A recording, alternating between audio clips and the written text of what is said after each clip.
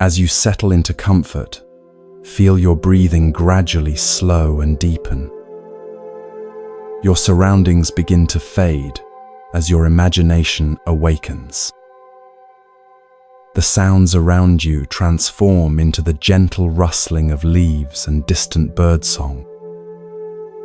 You find yourself walking along a narrow dirt path in ancient Japan. The morning air is crisp against your skin, carrying the sweet scent of cherry blossoms that drift lazily from the trees lining the path. You can feel the soft earth beneath your feet and hear the whisper of your own footsteps. As you round a gentle bend, a humble dwelling comes into view, a small thatched roof house with paper lanterns hanging by the entrance.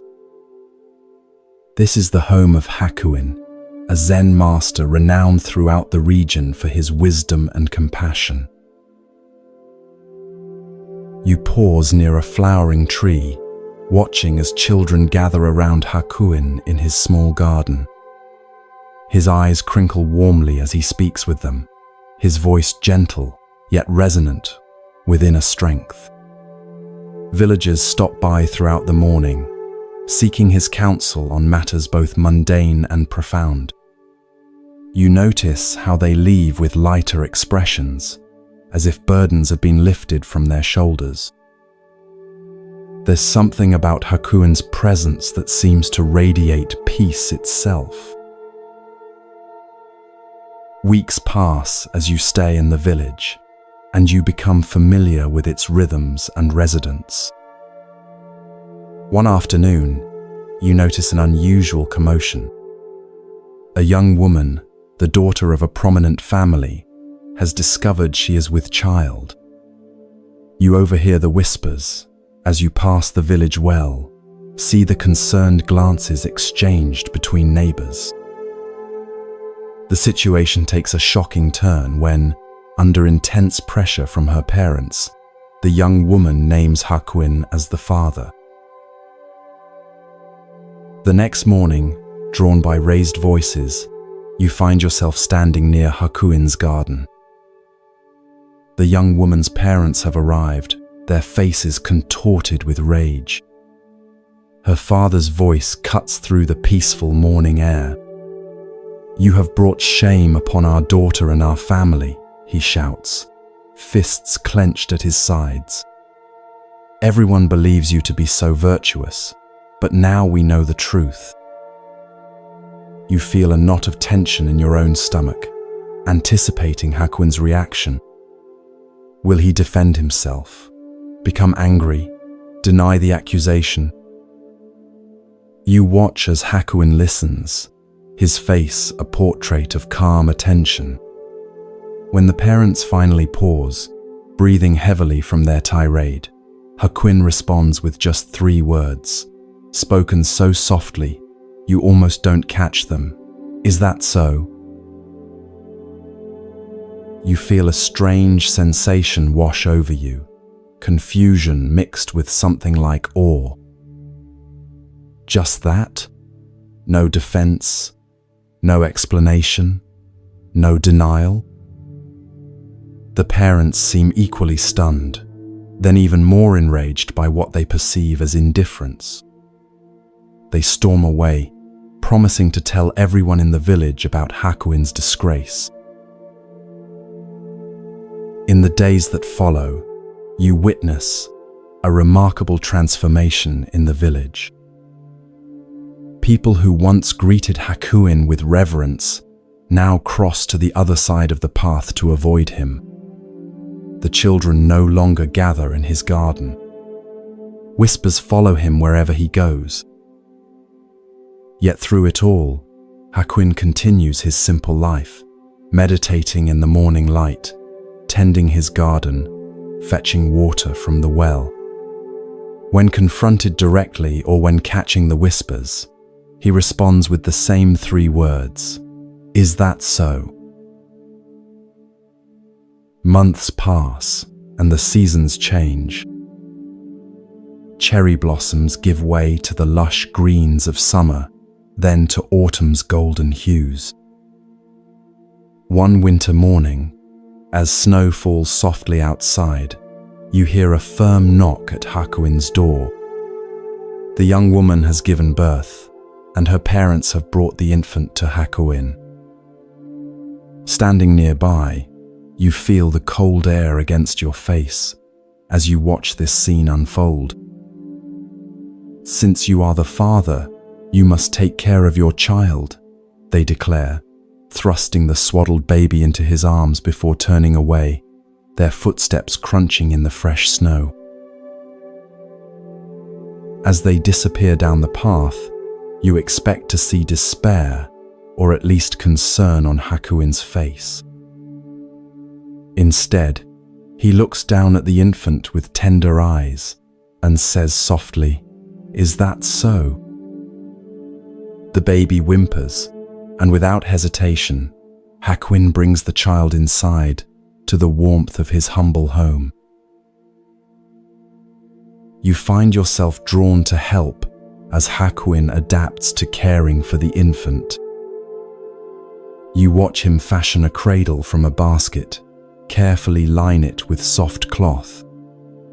You accompany him as he visits neighbors to obtain milk and learn about caring for a baby. His days, once filled with teaching and meditation, now revolve entirely around the needs of this small child. When villagers express shock or judgment, Hakuin simply responds, "Is that so?" Through changing seasons, you witness Hakuin's unwavering care for the child. You see him soothe the baby's cries in the middle of the night, fashion toys from simple materials, sing soft lullabies under the light of the moon. The baby's first smile, first tentative steps, all are met with Hakuin's quiet joy and presence. A full year passes in this way. Then one spring morning, as cherry blossoms again drift through the air, you notice the young woman and her parents approaching Hakuin's dwelling. Their faces are different now, drawn with shame rather than anger. You move closer, feeling your heart quicken with anticipation. The parents bow deeply before Hakuin, pressing their foreheads to the ground. "Master Hakuin," the father says, his voice breaking, "we have come to apologize and to tell you the truth. Our daughter has confessed that you are not the father of this child. The real father is a young man from the fish market. We are deeply ashamed of our accusations and the suffering we have caused you." The mother adds, "We have come to take the child back to our daughter, and we will tell everyone in the village the truth about your innocence." You watch Hakuin's face closely, searching for signs of resentment, relief, or vindication. You find none. With the same equanimity he has shown throughout this ordeal, Hakuin gently hands the child, whom he has cared for as his own for a full year, back to the grandparents. And as they express their profound regret and promises to restore his reputation, Hakuin responds with the same 3 words that have carried him through this entire journey. "Is that so?" Standing there in the soft morning light, witnessing this extraordinary demonstration of equanimity, you feel something shift within your own understanding. You begin to grasp the profound freedom that comes with Hakuin's response to life's circumstances, neither clinging to what is pleasant nor resisting what is difficult, but meeting each moment with open awareness. As you reflect on what you've witnessed, you realize that Hakuin's "Is that so?" was never indifference or resignation.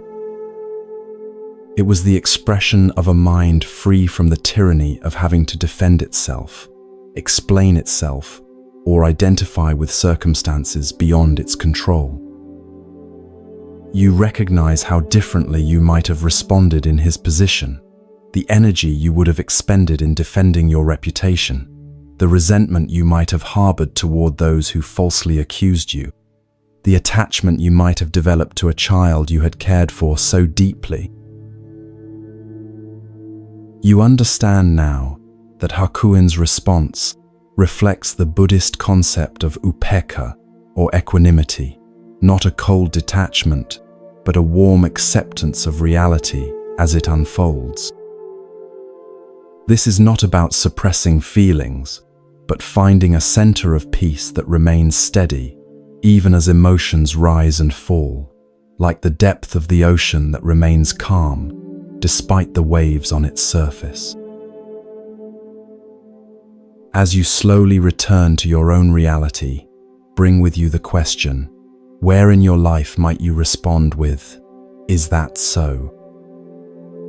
When someone criticizes you unfairly, when plans change unexpectedly, when circumstances seem unjust, can you meet these moments with Hakuin's equanimity?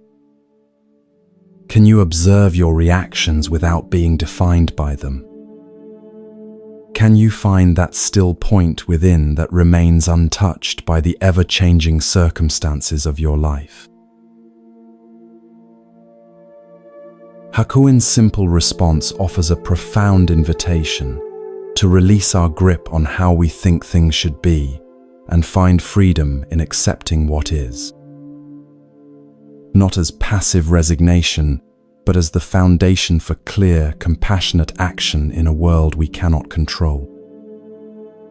As you drift towards sleep, allow Hakuin's gentle wisdom to settle into your heart, creating space for this same equanimity to blossom in your own life.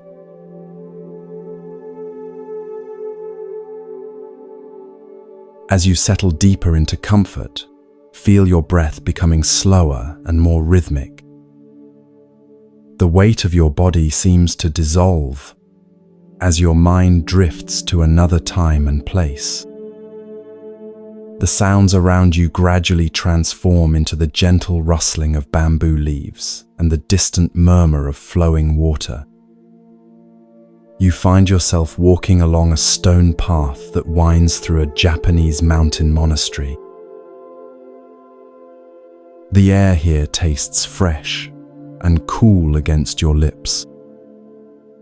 Morning mist still clings to the valley below, and dew glistens on spiderwebs stretched between branches. As you round a corner, you come upon a serene courtyard where several young monks are engaged in their morning tasks. One figure in particular catches your attention, a young man named Tekisui, whose mindful movements suggest he has been at the monastery for some time, though he still has the eager expression of a relatively new student. You watch as Tekisui finishes sweeping fallen leaves from the stone pathway. As he puts away his bamboo broom, an older monk approaches him. This is the Zen master Nissan, whose reputation for both wisdom and strictness has spread throughout the region. Though advanced in years, Nissan moves with surprising vigor, his eyes alert and penetrating beneath bushy white eyebrows. "Tekisui," the master calls, his voice carrying clearly across the courtyard. "Bring me a pail of water to cool my bath." You follow at a respectful distance as Tekisui bows and hurries to fulfill the request. He retrieves a wooden bucket from a small shed, then proceeds to a well in the center of another courtyard. The well is ancient, its stone rim worn smooth by generations of hands. With practiced movements, Tekisui lowers the bucket into the darkness, the rope sliding through his palms until you hear the distant splash below. He draws up the water, now heavy with its precious contents, and carries it carefully to where Master Nissan waits beside a large wooden tub. You can feel the cool moisture in the air as Tekisue pours the water into the bath, steam rising as it meets the hot water already there. When the bath is properly cooled, Tekisue stands back, apparently waiting to be dismissed. Instead of entering the bath, however, Nissan observes Tekisue closely. The young monk has taken the bucket, still containing a small amount of unused water, and is about to casually toss it onto the ground next to the bathhouse. "Stop!" Nissan's command cuts through the morning quiet like a knife. Tekisue freezes, the bucket tilted, water about to spill. He looks at his teacher with confusion. "You dunce!" the master scolds, his voice stern but not unkind. "Why didn't you give the rest of the water to the plants? What right have you to waste even a drop of water in this temple?" You watch the color rise in Tekisue's face as he straightens the bucket. For a moment, he seems about to defend himself. After all, it's just a small amount of water. But something in Nissan's expression stops him. There is an intensity in the master's gaze that suggests this is no trivial matter. The courtyard has fallen completely silent. Even the birds seem to have paused their morning songs. In this stillness, you can almost feel the weight of the teaching that hangs in the air between master and student. Then something remarkable happens. As you observe Tekisue's face, you see a profound transformation, not just embarrassment or obedience, but a flash of genuine insight.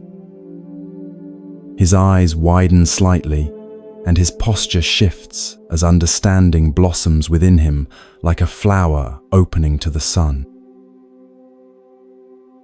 Without another word, Tekisue turns and carefully carries the remaining water to a cluster of young herbs growing nearby. He pours it mindfully at their roots, ensuring that not a single drop is wasted. When he finishes, he turns back to Nissan and bows deeply, gratitude evident in every line of his body. "I understand now, Master," he says softly.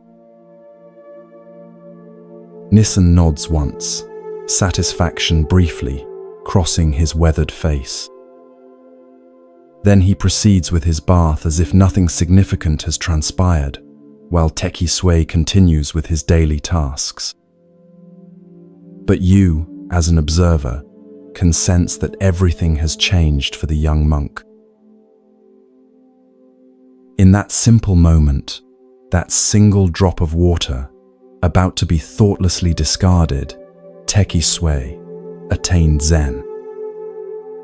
The story could end here, but you feel drawn to follow Tekisue through the rest of his day, curious about how this revelation will manifest. You notice immediately that something is different in how he moves through the monastery. As he helps prepare the midday meal, every grain of rice receives his full attention. When he washes the wooden bowls afterward, he uses precisely the amount of water needed, no more, no less. Even his footsteps seem more deliberate, as if he suddenly understands that each movement carries significance beyond its immediate purpose. Later, you overhear him speaking with another young monk, who asks why he has become so meticulous. Tekisui smiles and says, "Today, I learned that nothing is just a drop of water. In that drop is the entire universe. How we treat the smallest things reflects how we understand the largest things." Years later, when Tekisui becomes a teacher himself, he changes his name to Tekisui, which means a drop of water. The simple lesson by the bath becomes the foundation of his teaching, a reminder that in Zen, enlightenment often comes not through grand revelations, but through mindful attention to the most ordinary aspects of daily life. As you gradually return to your own reality, consider the drops of water in your own life, those seemingly insignificant resources, moments, or opportunities that you might be overlooking or discarding without thought. Perhaps it's the last few minutes before you fall asleep, the leftovers from a meal, a brief exchange with a stranger, or even the unconscious patterns of your breathing. Tekisui's story reminds us that mindfulness isn't about grand spiritual experiences, but about bringing full awareness to even the smallest actions. When we waste water, or food, time, energy, attention, we aren't just being careless with physical resources, we're revealing a fundamental misunderstanding about the interconnected nature of all things. Each drop of water comes from somewhere and goes somewhere. Nothing exists in isolation. Nothing is truly insignificant. In Zen practice, this awareness extends to every aspect of life. The way you wash your face in the morning, how you prepare a meal, the attention you bring to cleaning your home, all become opportunities for practice. All contain the entirety of the Buddhist path.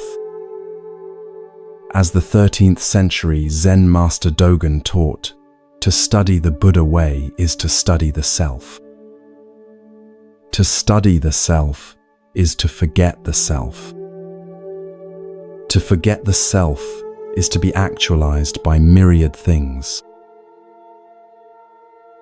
As you drift towards sleep, bring gentle awareness to the sensation of your breathing, each inhalation and exhalation like a precious drop of air being received and released. Notice how your consciousness naturally shifts when you pay this kind of attention. Perhaps you too might discover, like Tekisui, that the path to profound wisdom often begins with the most ordinary of moments, with just a single drop of water.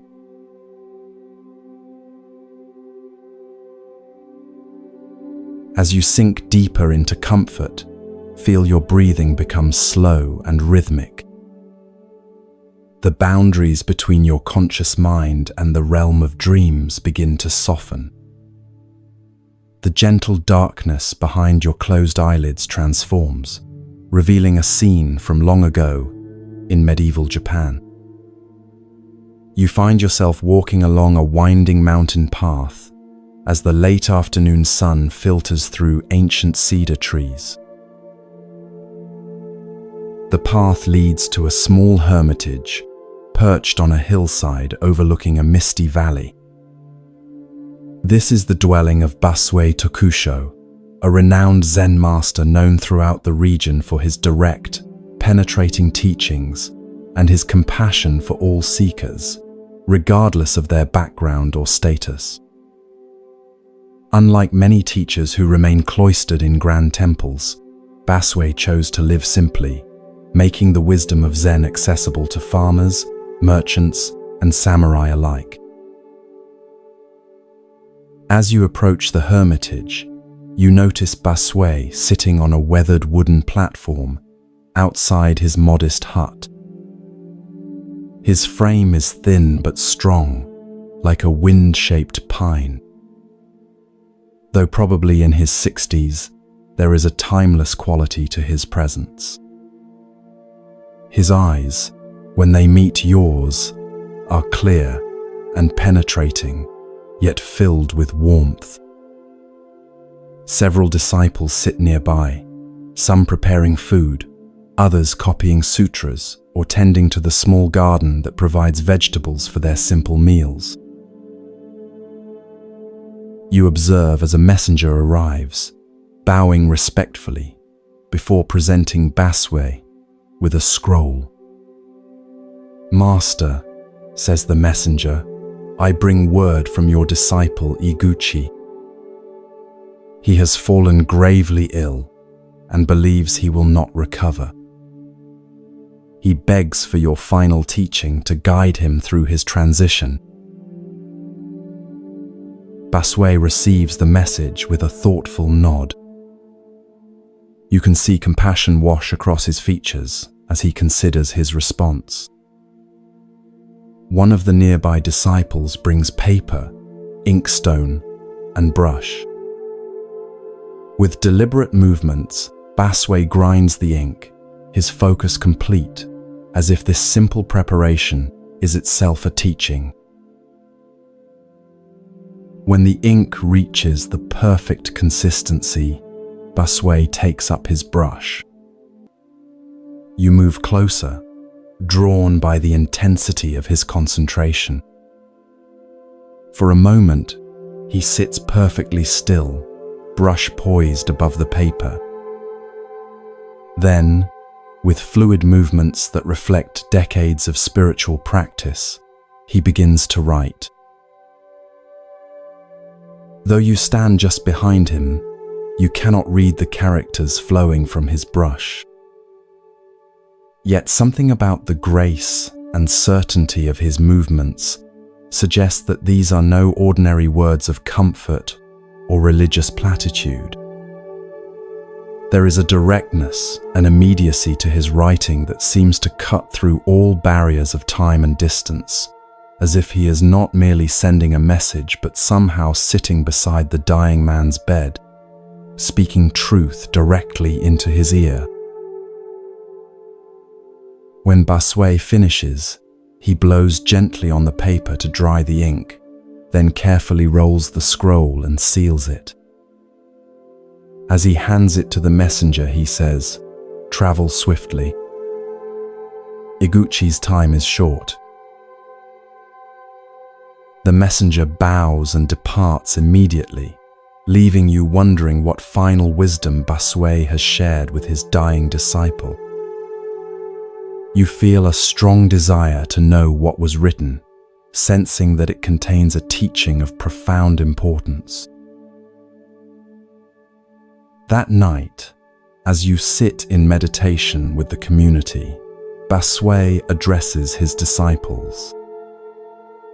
"Today, I wrote to Iguchi, who stands at the threshold between this life and whatever lies beyond. You too should consider what I shared with him, for though you appear healthy now, none of us knows when we will face our final breath." With these words, Baswe reveals the essence of what he wrote. The essence of your mind is not born, so it will never die.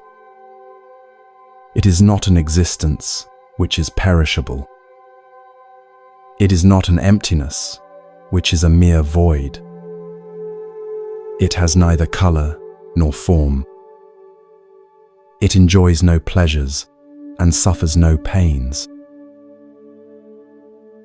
"I know you are very ill," he continues, his voice gentle yet unwavering. "Like a good Zen student, you are facing that sickness squarely. You may not know exactly who is suffering, but question yourself, what is the essence of this mind? Think only of this. You will need no more. Covet nothing. Your end, which is endless, is as a snowflake dissolving in the pure air.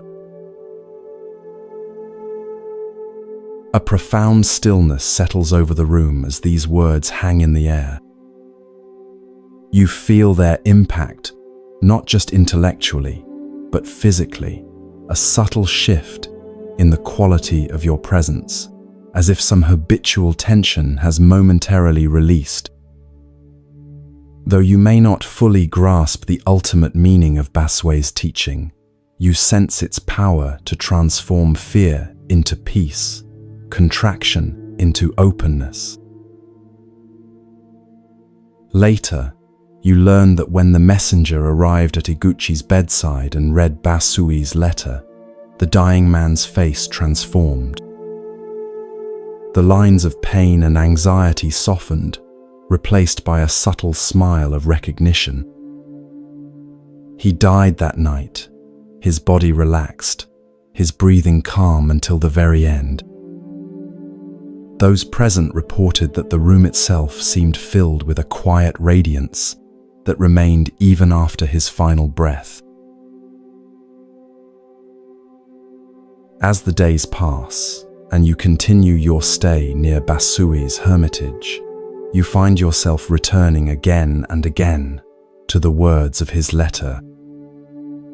The essence of your mind is not born, so it will never die. What is this essence that precedes birth and transcends death? What is this awareness that is neither existence nor emptiness, that has no form yet clearly is?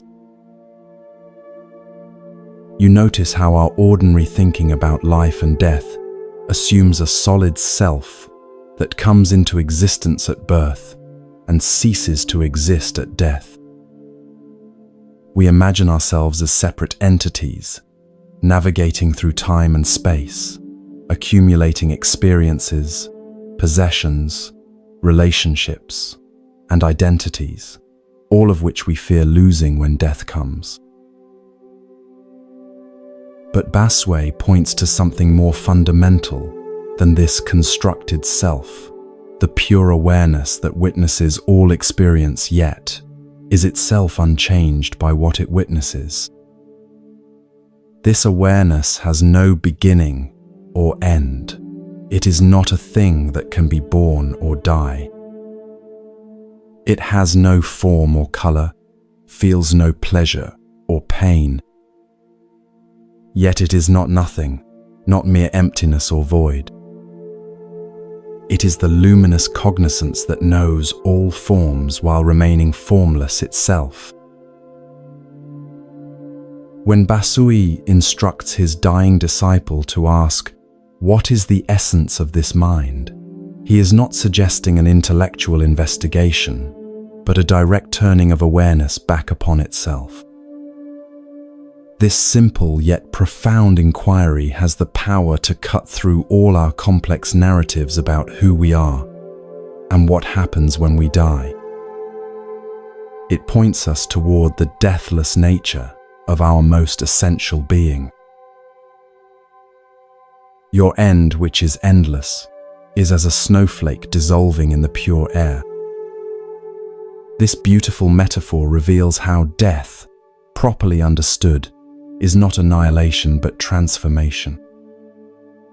The snowflake doesn't cease to exist when it melts. It returns to the water cycle from which it temporarily emerged.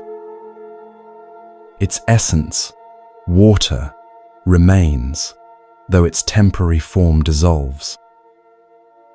Similarly, our individual consciousness, like a wave on the ocean, returns to the vast awareness from which it arose.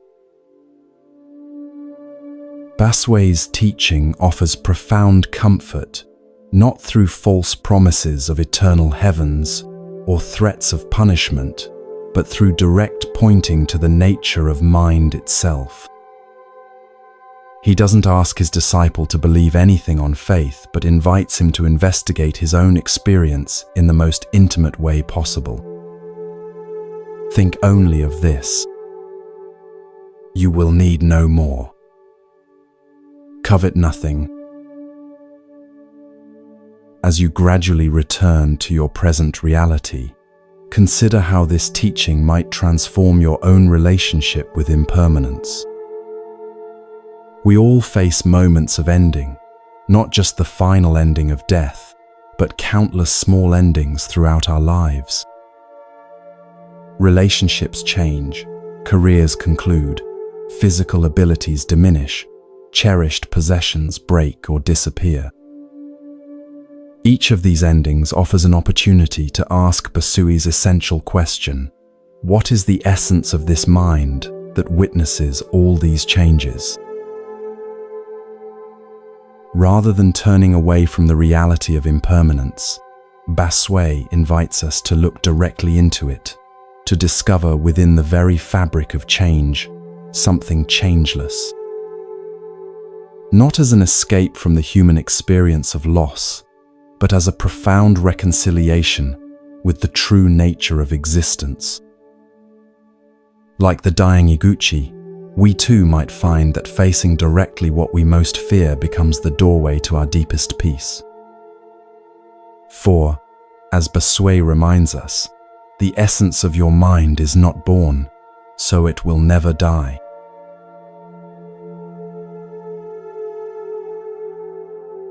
As your body settles more deeply into relaxation, feel your awareness expanding. The boundaries of your everyday consciousness begin to dissolve as you travel back through time to 18th century Japan. The rustling of leaves and the distant song of birds fills your ears as you find yourself walking along a narrow path that winds through a lush forest. Ahead, you glimpse a magnificent temple complex nestled among ancient cedar trees. This is a renowned Shingon Buddhist temple, where scholars and monks gather to study sacred texts and engage in philosophical discourse. As you approach, you notice the elegant curves of the temple roof against the sky and hear the sonorous tones of a ritual bell. The atmosphere is charged with spiritual energy and intellectual vigor. You are drawn to a large hall where a crowd has gathered. Inside, seated on an elevated platform, is a monk in immaculate robes. This is Jun, a Shingon master known throughout Japan not only for his spiritual insight, but for his extraordinary scholarship.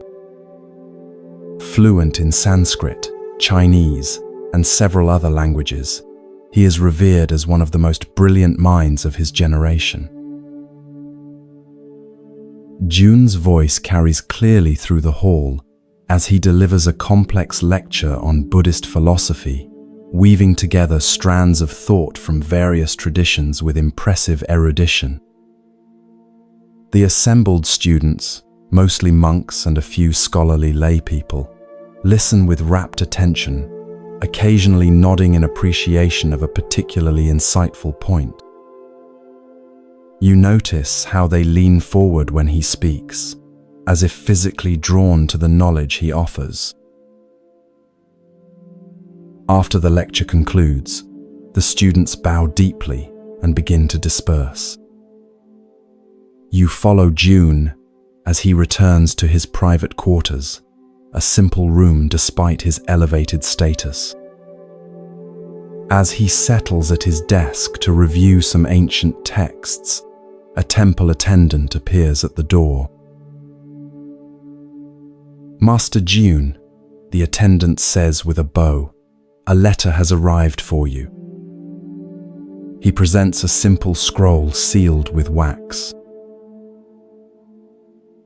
Jun takes the scroll and carefully breaks the seal.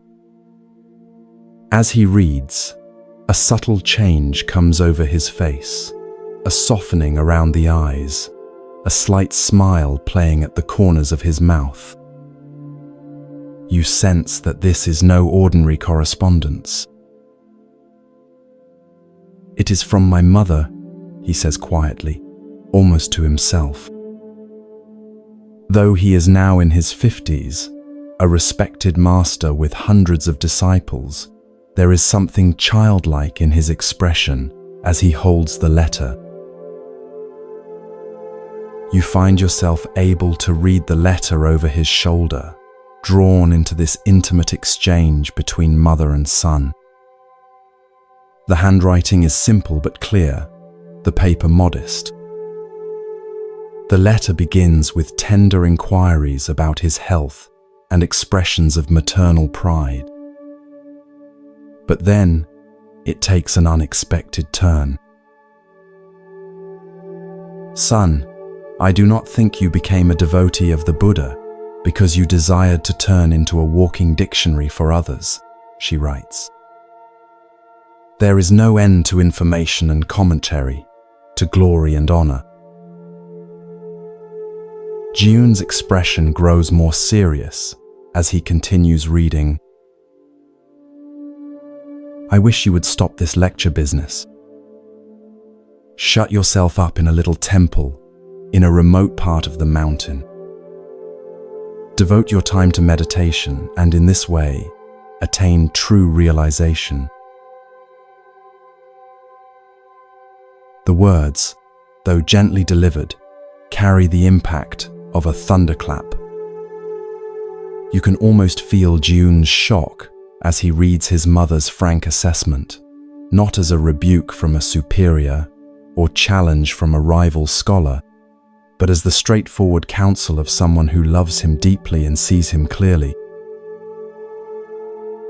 Jiyun reads the letter again, slowly, his fingers tracing his mother's characters. His expression shifts from surprise to thoughtful reflection.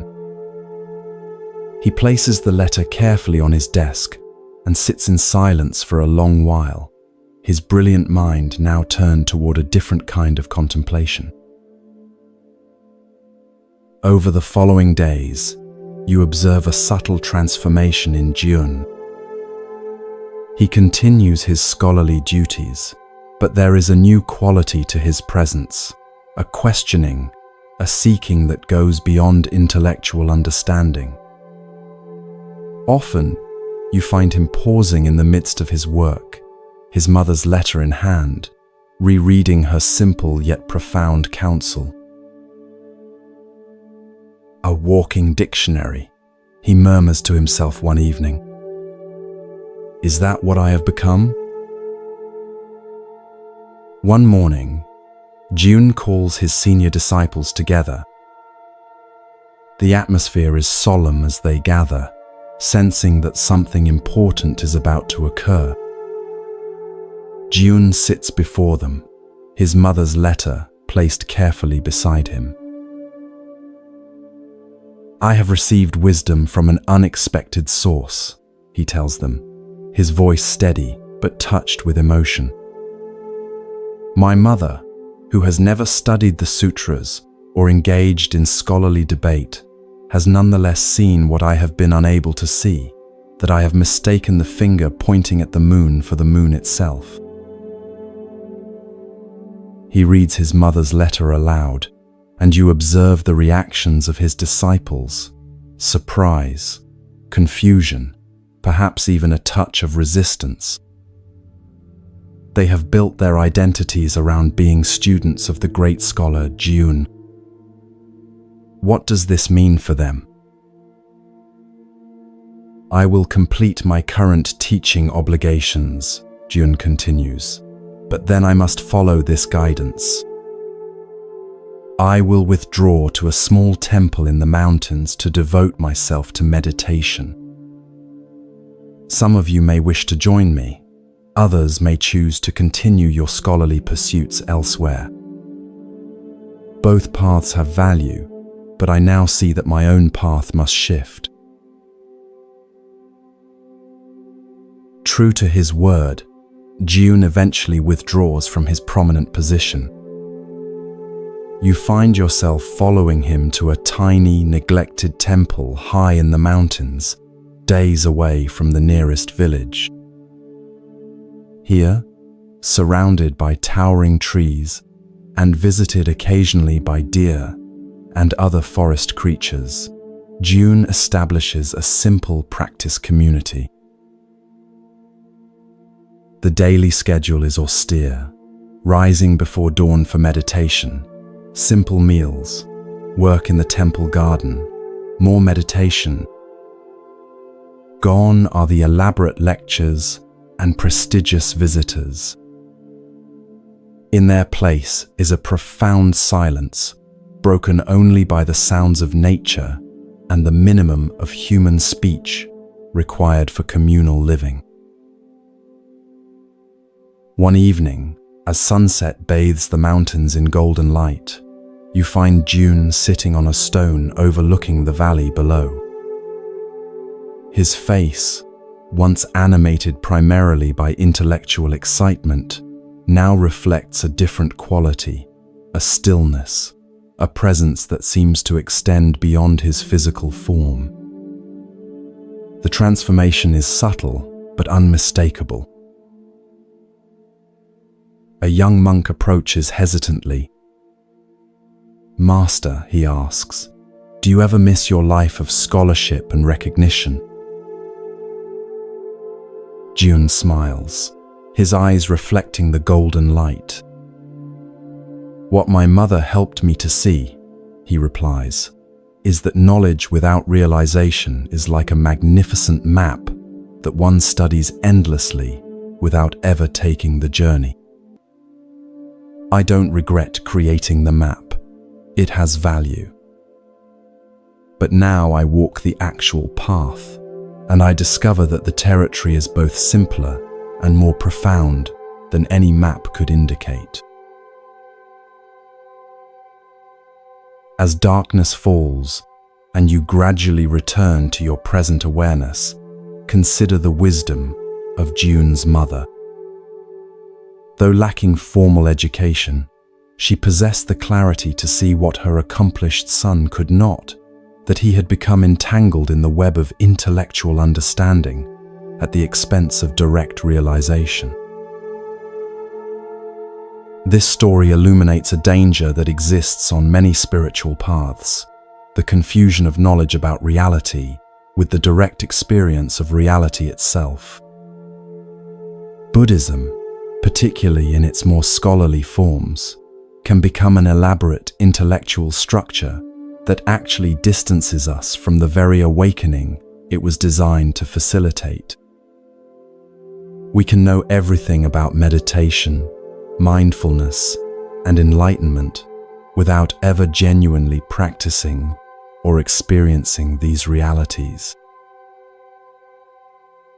The Zen tradition offers a powerful corrective to this tendency through its emphasis on direct experience beyond concepts. As the famous saying goes, the finger pointing to the moon is not the moon. The teachings, practices, and philosophies of Buddhism are merely fingers pointing toward the reality of our own awakened nature. If we fixate on the finger, becoming walking dictionaries of spiritual information, we miss the luminous reality to which it points. Notice how June's mother didn't criticize his scholarly work as worthless. Rather, she reminded him of his original motivation, not to accumulate knowledge or recognition, but to realize the truth of Buddha's teaching in his own experience. Her advice came not from a place of judgment, but from love and a simple wisdom that could see beyond the impressiveness of her son's accomplishments to what was missing in his development. As you drift towards sleep, consider where in your own life you might be mistaking information for transformation. Perhaps you've read many books on mindfulness or meditation but rarely find time to practice. Maybe you can explain complex spiritual concepts to others, but haven't allowed these truths to penetrate your own heart. Or perhaps, like June, you've become so identified with your knowledge that you've lost touch with the simple, direct experience of being itself. Let Jun's mother whisper to you as she did to her son, there is no end to information and commentary, to glory and honor. True peace, true awakening, comes not from what we know, but from how deeply we have allowed ourselves to be transformed by that knowing. Sometimes the wisest voice is not the most educated or celebrated, but the one that speaks from simple clarity and compassionate truth. Sometimes that voice comes from within us, if only we would create enough silence to hear it.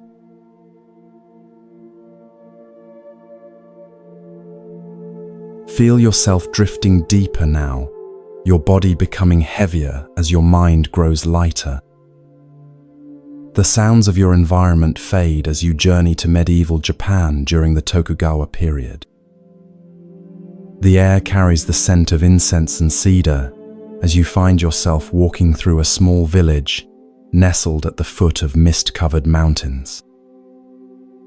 Paper lanterns sway gently in the evening breeze, casting warm pools of light along the narrow streets. The village is abuzz with unusual activity. People gather in small groups, their voices hushed but animated as they discuss some recent event. You approach one such gathering and listen to their conversation. A merchant has reported that 50 rolls of valuable cotton cloth have been stolen while he was resting beneath the shelter of a large stone Buddha that stands at the village outskirts. Curious, you follow a winding path to this Buddha statue. It stands about 12 feet tall, carved from a single piece of granite, its weathered surface testifying to centuries of exposure to the elements. The Buddha's serene expression seems to gaze compassionately upon all who pass. At its base, you notice a small shelter, a simple roof supported by wooden posts, where travelers often rest during their journeys. As you stand contemplating the statue, a commotion draws your attention. A group of officials approaches, led by a distinguished-looking man whose presence commands immediate respect. This is Judge Oka, renowned throughout the region for his wisdom and unconventional methods of solving crimes. Judge Oka examines the scene carefully, questioning the merchant who sits dejected nearby. The merchant explains that he had stopped to rest beneath the Buddha during the heat of the day, placing his bundles of cotton goods beside him.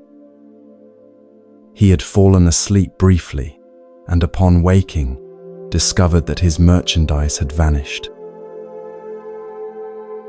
After listening attentively, Judge Oka makes an announcement that leaves everyone stunned. That stone Buddha must have stolen the goods, he declares. It is supposed to care for the welfare of the people, but it has failed to perform its holy duty. Arrest it. Murmurs of confusion ripple through the gathering crowd. Has the respected judge lost his mind? How can one arrest a stone statue? Nevertheless, the judge's orders must be followed. Several police officers approach the massive statue, looking uncertainly at one another. With evident discomfort, they formally announce that the Buddha is under arrest and begin the absurd task of securing ropes around the immovable figure. Word of this extraordinary event spreads rapidly through the village and surrounding areas. By the next morning, a large crowd has gathered to witness the unprecedented spectacle of the stone Buddha being charged with theft. The crowd is boisterous, some laughing openly at the ridiculous situation, others speculating about the judge's mental state. Judge Oka arrives at the appointed hour and takes his seat at a temporary court set up in front of the Buddha. Instead of proceeding with the case, however, he suddenly turns his attention to the noisy spectators. His expression transforms from judicial solemnity to stern disapproval. "What right have you people to appear before the court laughing and joking in this manner?" he demands, his voice cutting through the chatter. "You are in contempt of court and subject to a fine and imprisonment." The crowd falls instantly silent, their amusement replaced by alarm. Being charged with contempt of court is no small matter in this era. Many bow their heads, offering hurried apologies for their disrespectful behavior. Judge Oka regards them sternly for a moment longer, then announces, "I shall have to impose a fine on you all." A collective murmur of distress rises from the crowd. Many are simple farmers or merchants who can ill afford additional expenses. But then the judge continues, "However, I will remit the fine on one condition. Each of you must bring one roll of cotton cloth to the court within 3 days.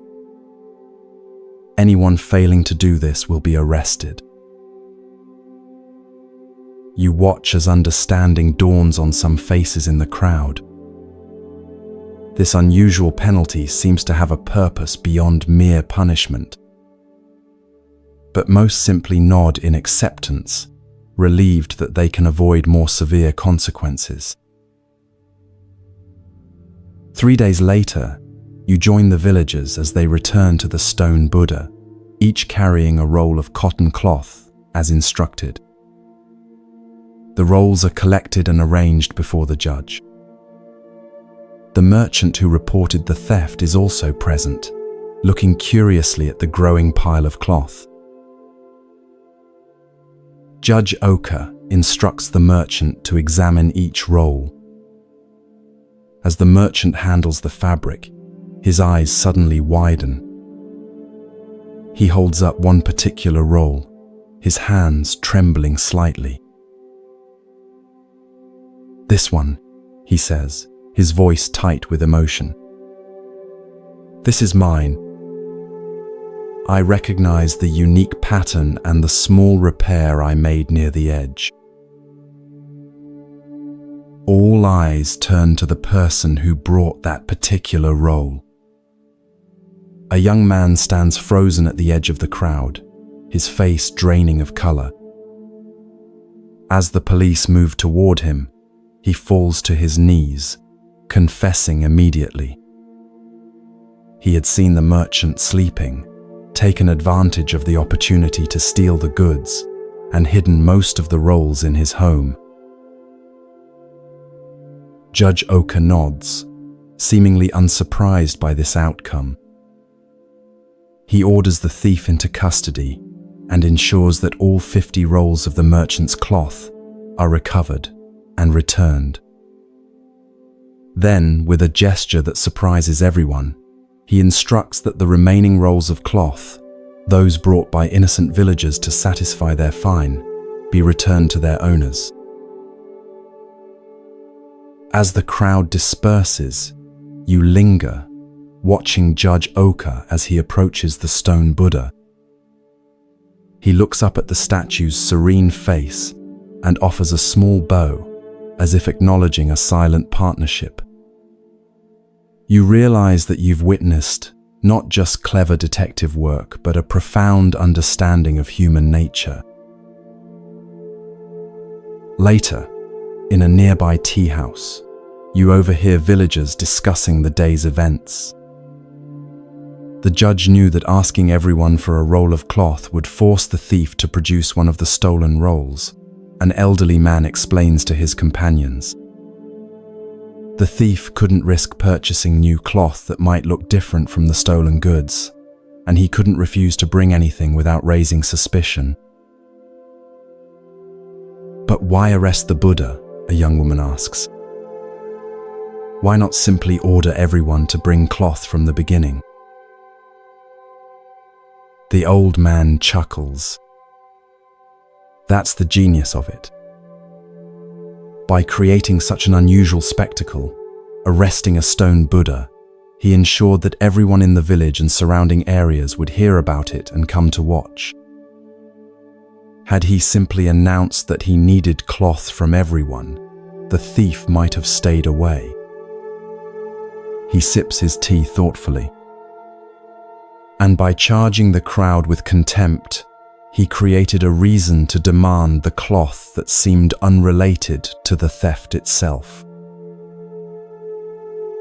The judge understood not just law, adds another villager, but also human nature. He knew how to use our curiosity, our desire to witness something extraordinary, even our tendency to make light of unusual situations, all to serve justice. As you reflect on what you've witnessed, you recognize the deeper wisdom in Judge Oka's unconventional approach. Rather than relying on force or threats to discover the thief, methods that might or might not have succeeded, he created conditions where the truth would naturally reveal itself. Like a skilled Zen master, he understood that direct confrontation often creates resistance, while indirect methods can lead to revelation. The judge also demonstrated a principle central to Zen practice, that apparent absurdity can sometimes be the most direct path to truth. The notion of arresting a stone Buddha was, on its face, ridiculous. Yet this very absurdity created the perfect conditions for truth to emerge. Similarly, many Zen koans appear nonsensical on the surface, but are designed to break through our habitual patterns of thinking to reveal deeper insights. Perhaps most importantly, Judge Oka's method embodied compassion alongside justice. Rather than subjecting the entire village to house searches or aggressive interrogations, he created a situation where only the guilty party would be revealed. The innocent were briefly inconvenienced, but ultimately unharmed. Even the thief was given the opportunity to surrender the stolen goods and face the consequences of his actions in a relatively dignified manner. As you drift deeper towards sleep, consider where in your own life you might apply Judge Oka's wisdom. Where might indirect approaches be more effective than direct confrontation? How might apparent absurdity or playfulness create openings where seriousness creates walls? And how might you reveal truth without unnecessary harm to others? Like the stone Buddha with its enigmatic smile, sometimes the most profound wisdom appears in unexpected forms. The path to truth, like the path to justice, is rarely a straight line. It requires creativity, patience, and a deep understanding of human nature, qualities that Judge Oka possessed in abundance and that lie within you as well.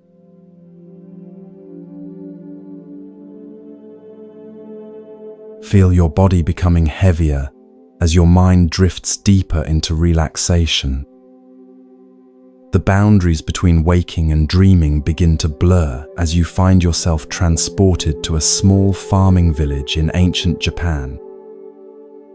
The air carries the earthy scent of rice fields and wood smoke as you walk along a narrow path winding between modest thatched homes. Children play with simple toys in the dirt, while adults tend to their daily tasks with practiced hands. You notice that despite the village's evident poverty, a small temple sits at its center, a humble wooden structure, but clearly built and maintained with care.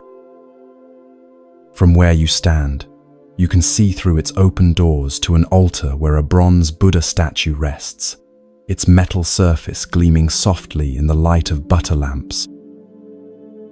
Villagers occasionally pause in their work to bow respectfully as they pass by the temple, some stopping briefly to offer a simple prayer. Among the villagers, one man draws your attention.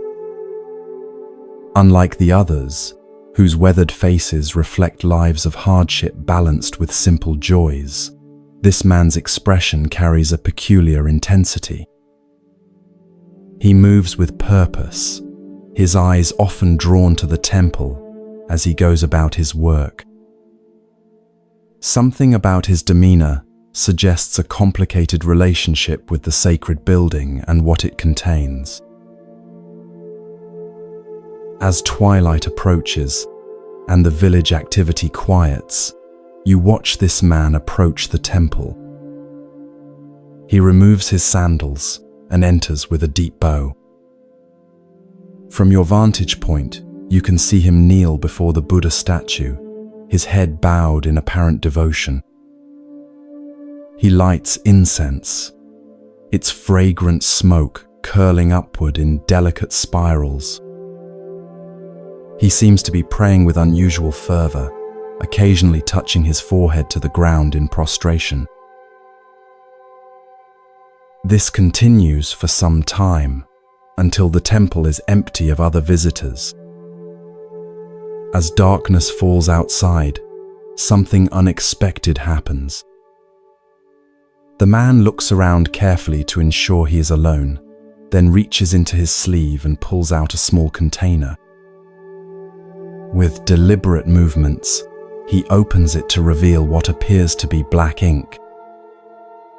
To your astonishment, he dips his finger into the ink and reaches toward the Buddha statue's face. With careful precision, he paints the Buddha's nose black. You watch in bewilderment, trying to understand this strange act. Is it vandalism? Sacrilege? But the man's expression shows no malice. If anything, there's a curious mixture of reverence and mischief in his eyes. When he finishes, he bows deeply once more and leaves the temple as respectfully as he entered, returning to his home in the gathering darkness. The next morning, the village stirs with excitement and concern. The Buddha statue's black nose has been discovered, and people gather at the temple, their voices a mixture of outrage and bewilderment. Who would dare to deface the sacred image? What might this sacrilege mean for the village? Will the gods send misfortune as punishment? The village headman decides to keep watch that night. Hidden in the shadows of the temple, he waits patiently for the culprit to return. Sure enough, as midnight approaches, the same man enters, performs his devotions, and once again carefully repaints the Buddha's nose, which had been cleaned earlier that day. The headman steps from the shadows. "Why are you doing this?" he demands, his voice stern but controlled. "Do you not fear the consequences of defacing our sacred Buddha?" The man turns, startled, but not afraid. After a moment of silence, he speaks with unexpected sincerity. "Honored headman, I mean no disrespect. This Buddha has been in our village for generations, watching over us through floods and droughts, through good harvests and bad. I paint his nose black because I wish him to remain with us. The headman's brow furrows in confusion. How does painting the Buddha's nose black keep him with us? 3 villages away, the man explains, there is a wealthy town with a grand temple. I have heard their priests speak of acquiring our Buddha for their collection, saying it is wasted in such a poor village. But who would want a Buddha with a black nose? By making him imperfect in their eyes, I make sure he remains perfect for our needs, here, among those who truly love him, not for his beauty but for his presence in our lives. The headman stands silent, absorbing this unexpected explanation. What had seemed like desecration now reveals itself as an act of profound, if unorthodox, devotion. After careful consideration, he nods slowly. Your heart is pure, though your methods are strange. The Buddha sees intention, not appearance. But from now on, let us find another way to protect our temple treasure. In the days that follow, the village devises a simpler solution. They remove the valuable bronze Buddha to a safe hiding place and replace it with a wooden replica. The black-nosed original is brought out only for special ceremonies. Its imperfection, now understood by the villagers as a mark of their community's unique relationship with the divine. What began as a seeming act of irreverence has transformed into a deeper understanding of true reverence. As this story settles into your awareness, consider its subtle wisdom about the nature of true devotion. On the surface, painting the Buddha's nose black appears disrespectful, a violation of the conventional ways we honor what we consider sacred.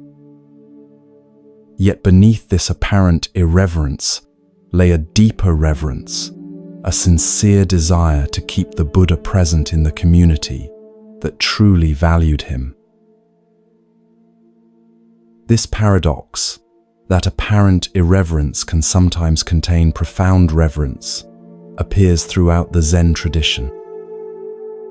Consider the famous Zen saying, "If you meet the Buddha on the road, kill him." On its face, this appears shockingly irreverent. Yet its deeper meaning points to the danger of becoming attached to external forms and symbols of enlightenment rather than realizing the Buddha nature within yourself. Sometimes, what appears to be spiritual irreverence is actually a protection against the more subtle sacrilege of mistaking the finger for the moon, the symbol for what it symbolizes. The villager with his pot of black ink understood something that the wealthier temple with its collection of perfect statues did not, that the value of the Buddha image lay not in its artistic perfection or material worth, but in its living presence within a community of sincere practitioners. By making the statue imperfect, in conventional terms, he preserved its perfect function, to serve as a focus for genuine devotion. In your own spiritual practice, notice where you might be confusing outer perfection with inner sincerity. Perhaps you've been hesitant to meditate because you can't sit in perfect posture for extended periods. Maybe you've avoided certain practices because you can't perform them exactly as prescribed.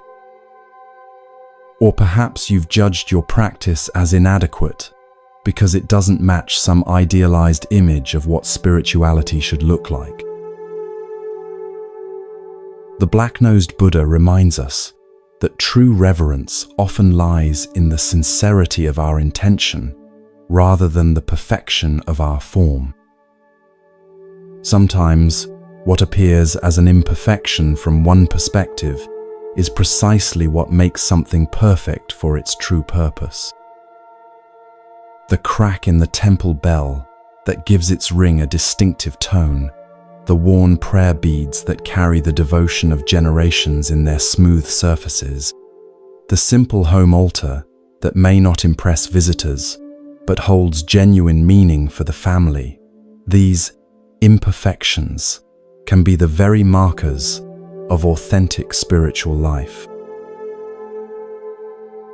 As you drift deeper towards sleep, consider what black-nosed Buddhas might exist in your own life, those apparently imperfect elements that actually serve a perfect purpose. Can you, like the village headman, shift your perspective to see the deep reverence that might lie within apparent irreverence? Can you recognize how what seems flawed from one perspective might be precisely what makes something valuable from another?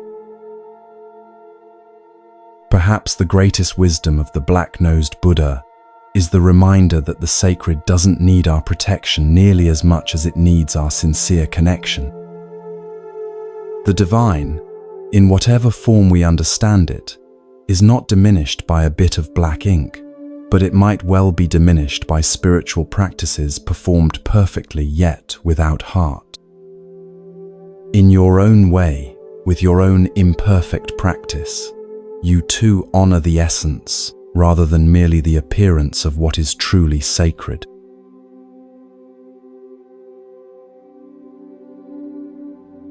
Allow your body to release any remaining tension as you sink deeper into comfortable relaxation.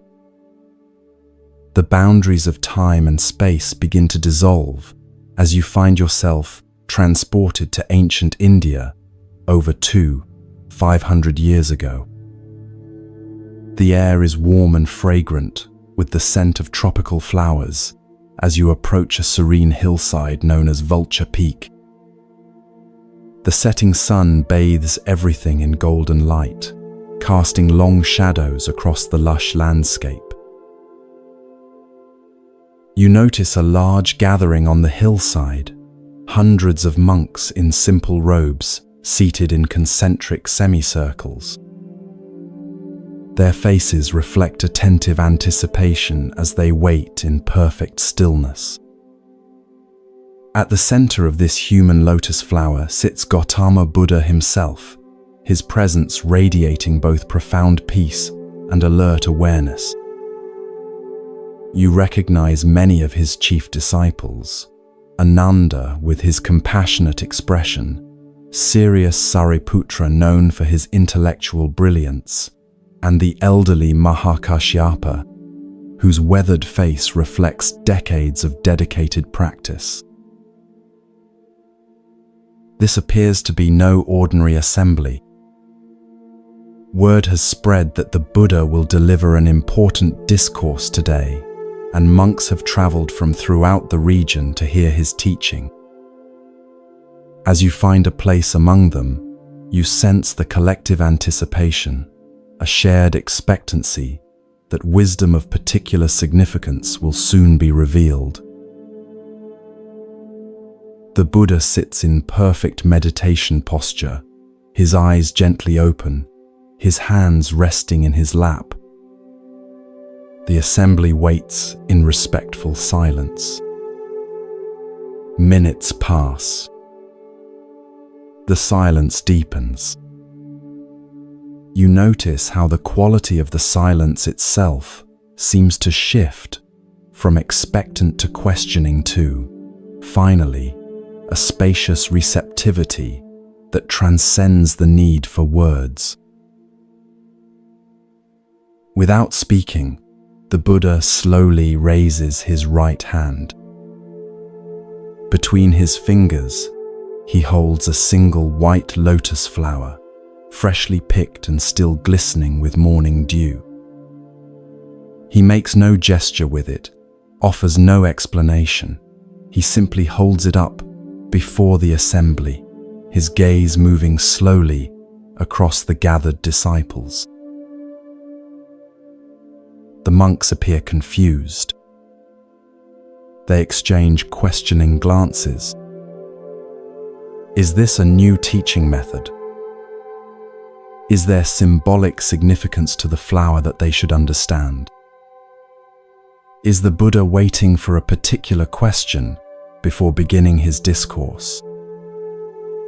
A subtle restlessness ripples through the assembly as the silent moments extend into minutes.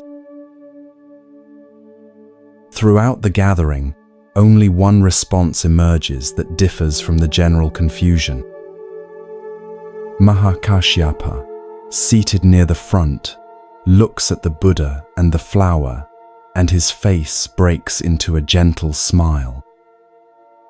It's not a smile of amusement or even just appreciation, but one of profound recognition, as if through this wordless gesture, something essential has been perfectly communicated between master and disciple. The Buddha's eyes meet Mahakashyapa's, and his own face mirrors the smile. Then, finally breaking the silence, the Buddha speaks. I possess the true Dharma I, the marvelous mind of nirvana, the true form of the formless, the subtle Dharma gate that does not rest on words or letters, but is a special transmission outside of the scriptures. This I entrust to Mahakashyapa. With these words, something momentous has occurred, though many present don't yet realize it. In this seemingly simple exchange, the Buddha has transmitted the essence of Zen, acknowledging Mahakashyapa as the first patriarch of what will eventually become the Zen lineage. A teaching too profound for words has been passed through a silent understanding, through nothing more than a flower and a smile. As the assembly disperses, you notice some disciples gathering around Ananda, the Buddha's attendant, known for his perfect memory and detailed recounting of all the Buddha's teachings. What was the meaning of the flower? They ask. What did the master intend to convey? And why did he single out Mahakashyapa? Ananda, for once, has no explanation to offer. His specialty has always been remembering and clarifying the Buddha's verbal teachings. This wordless transmission lies outside his expertise. Something unprecedented has occurred, a direct pointing to reality itself, beyond the capacities of language, beyond even the brilliant conceptual frameworks of Buddhist philosophy. Later, you find yourself near Mahakashyapa, who sits quietly beneath a Bodhi tree, his face still carrying a trace of that knowing smile. A younger monk approaches him hesitantly. Master, the young monk asks, what did you understand when the Buddha held up the flower? What insight caused you to smile? Mahakashyapa looks at the young monk with kind eyes. Instead of answering directly, he points to a bird singing in a nearby tree. For a moment, they both listen to its clear, simple notes, piercing the evening air. Then Mahakashyapa asks, "Do you hear that?" "Yes, of course," replies the monk, clearly waiting for the explanation that will follow this seemingly irrelevant question. "That is your answer," says Mahakashyapa. The young monk's face registers confusion, then frustration.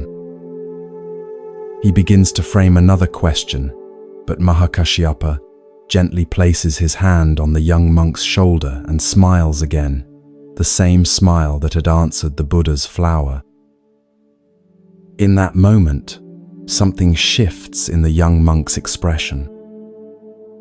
Perhaps he hasn't fully understood, but he has glimpsed that what Mahakashyapa is pointing to lies beyond the realm of explanations. This simple yet profound story marks what many consider the birth of Zen Buddhism. In this flower sermon, as it came to be known, we witness the emergence of a tradition that would place special emphasis on direct transmission of wisdom beyond words and concepts. While other Buddhist schools developed elaborate philosophical systems and extensive commentaries on the sutras, Zen would maintain this focus on immediate, wordless insight, the direct perception of reality unmediated by conceptual thought. What was it that Mahakashyapa understood when he saw the Buddha's flower? What caused him to smile while others sat in confusion? The story itself refuses to explain, and this refusal is integral to its teaching. If Mahakashyapa's realization could be captured in words, the Buddha would simply have spoken those words rather than holding up the flower. The very point of the gesture was to indicate something that transcends verbal expression. Yet we might approach an understanding through what Zen would later call direct pointing. Perhaps Mahakashyapa saw not just a flower but flower nature in its completeness, the entire universe expressing itself as this particular flower in this particular moment. Perhaps he recognized that the flower, the Buddha, himself, and all of existence were not separate entities, but manifestations of a single, seamless reality. Perhaps he understood that the truth the Buddha had been teaching through countless sermons was fully present in this simple, wordless gesture, immediate, perfect, and complete. The smile itself is significant. It wasn't the smile of someone who has figured out a puzzle or grasped a new concept. It was the smile of recognition, the response of one who sees something so simple and obvious that it bypasses the thinking mind entirely. It's the smile that might arise when you suddenly recognize an old friend in a crowd, or when you awaken from a confusing dream to the clarity of ordinary reality. It's not about acquiring new knowledge, but about recognizing what has been present all along. This story reminds us that spiritual truth is not primarily a matter of accumulating concepts, refining beliefs, or mastering texts, though these may have their place. At its heart, spiritual awakening is about direct perception of reality as it is. The Buddha's flower didn't represent some abstract truth. It was itself the complete expression of the truth he had realized under the Bodhi tree. Mahakashyapa's smile didn't signify his understanding of a teaching about reality. It was the natural response of one who sees reality directly. As you drift towards sleep, consider where in your own life you might be seeking through concepts and words what can only be found through direct experience. Perhaps you've read many books about meditation without sitting in silence. Maybe you can explain spiritual principles eloquently while missing their lived reality. Or perhaps you've been waiting for some complex explanation when the truth is as simple and immediate as a flower held in the hand. The Buddha's flower continues to be held up across the centuries, inviting not understanding but recognition, not knowledge but direct seeing. Like Mahakashyapa, You too carry the capacity for that recognition, the ability to perceive, beyond all concepts and explanations, the simple wonder of existence as it expresses itself in each moment. And perhaps in that recognition, in your own way, at your own time, a smile might naturally arise, the smile that answers the flower's silent teaching with the heart's wordless understanding.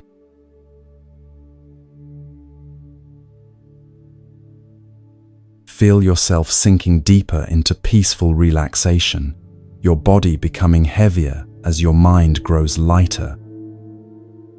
The gentle darkness behind your closed eyelids transforms into a scene from late 19th century Japan during the Meiji era, a time of rapid modernization when Western influences were dramatically changing the country's ancient ways. You find yourself in the outskirts of Kyoto, approaching a venerable Zen temple named Tofuku. The temple grounds are immaculately maintained, with raked gravel gardens and ancient pines sculpted by generations of careful pruning. Inside this temple lives a renowned Zen master named Keichu. Though not seeking fame or influence, his reputation for wisdom and directness has spread throughout the region. Many come seeking his guidance: monks, merchants, farmers, and occasionally even government officials. Keichu receives them all with the same unpretentious presence, offering each exactly what they need, often in unexpected ways. As you approach the temple gates, you notice unusual activity, attendants in formal dress arriving ahead of an important visitor. Their manner suggests someone of high rank is expected. You learn from conversation among temple monks that the governor of Kyoto, Kitagaki, has announced his intention to visit Master Keichu today. This is significant, as Kitagaki is known for his progressive policies and interest in preserving Japanese cultural traditions despite the rush toward westernization. The temple attendants seem somewhat nervous about this prestigious visit. They bustle about, ensuring everything is in perfect order. One monk carries a tray with the governor's calling card, an elegant piece of thick paper with Kitagaki, Governor of Kyoto, printed in fine calligraphy. He approaches Keichu's modest quarters to announce the imminent arrival. You follow discreetly, curious about how the humble Zen master will receive this powerful official. The attendant kneels outside Keichu's door, announces the visitor, and presents the calling card. From your vantage point, you can see Keichu glance at the card without picking it up. His weather-worn face remains impassive as he speaks words that shock the attendant. "I have no business with such a fellow. Tell him to get out of here." The attendant's face pales. Such a response to the governor could have serious consequences for the temple. Stammering apologies, he backs away, unsure how to convey this rejection to Kitagaki without causing offense. When the governor arrives minutes later, a dignified man in Western-style formal dress with traditional Japanese elements, the flustered attendant approaches him with visible anxiety. Bowing repeatedly, he explains the situation. "Your Excellency, there has been an unfortunate misunderstanding.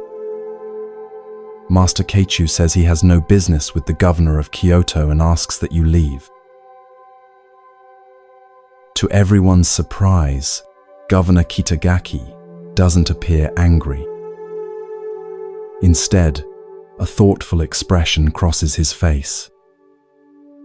After a moment of reflection, he nods slightly. I see. My approach was incorrect. He takes back his calling card and, with a small pencil from his pocket, crosses out the words, Governor of Kyoto. Please take this back to Master Keichu, he says, handing the modified card to the attendant. Tell him Kitagaki requests the honor of his company. The attendant hurries back to Keichu's quarters, presenting the altered card with trepidation. This time, Keichu's reaction is entirely different. His face brightens with a warm smile as he reads the simple name. Ah, is that Kitagaki? I want to see that fellow. Within moments, the governor is welcomed into Keichu's modest room. You observe from a respectful distance as these two men, one a political leader in modern Japan, the other a keeper of ancient wisdom, sit together in animated conversation. The formality that typically surrounds the governor has vanished, replaced by the natural human connection of two individuals meeting without the barrier of titles or positions. Their laughter occasionally carries across the temple garden, suggesting a genuine meeting of minds rather than a formal official visit. Later, as Governor Kitagaki prepares to leave, you notice a subtle but significant change in his demeanor. He moves with the same authority as before, but there's a new lightness to his step, a clarity in his gaze that wasn't present when he arrived. Whatever transpired in his conversation with Keichu seems to have affected him deeply. Before departing, Kitagaki bows to Keichu with genuine respect, not the formal bow of a governor to a subject, but the bow of one human being to another whom he recognizes as a genuine teacher. Thank you for receiving Kitagaki, he says with a smile, emphasizing his name without his title. Keichu returns the bow with equal respect. It was my pleasure to meet such a fellow, he responds with twinkling eyes. Please come again when you are just Kitagaki. This simple story reveals a profound truth about human connection and the barriers we place between ourselves and authentic experience. Master Keichu's refusal to meet with the governor of Kyoto wasn't rudeness or political statement. It was a direct pointing to a deeper reality that Kitagaki himself immediately understood once it was brought to his attention. By refusing to receive the governor but welcoming Kitagaki the man, Keichu demonstrated the Zen principle of seeing beyond social roles to the essential nature beneath. Titles, positions, and social identities, what Zen might call form, are necessary conventions for organizing society. But when we identify too strongly with these roles, we create barriers that prevent genuine human connection and direct experience of reality. We begin to believe we are our titles, forgetting the unnameable essence that lies beneath all such designations. Governor Kitagaki showed remarkable wisdom in his response. Rather than taking offense, he immediately understood the teaching being offered. By literally crossing out his title, he performed a physical act that represented a deeper psychological shift, temporarily setting aside his social identity to meet the Zen master as one human being to another. This willingness to step outside his official role even briefly, allowed for an authentic exchange that would have been impossible within the constraints of formal hierarchy. We all carry calling cards that announce our identities to the world, not just our professional titles, but all the ways we define and present ourselves to others. Parent, spouse, expert, achiever, helper, victim. These identities serve practical purposes in social interaction, but they can also become prisons that limit our capacity for genuine presence and connection. Zen practice invites us to periodically cross out these identities, not to discard them entirely, as they serve necessary functions in daily life, but to recognize that they are not who we fundamentally are.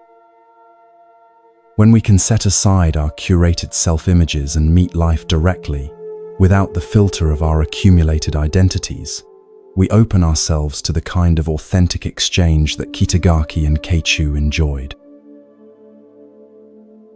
Consider your own various titles and how they might be both useful and limiting. Perhaps being known as the responsible one ensures that others trust you, but prevents them from seeing your playful side. Maybe your identity as the expert in your field brings professional recognition, but makes it difficult to admit when you don't know something.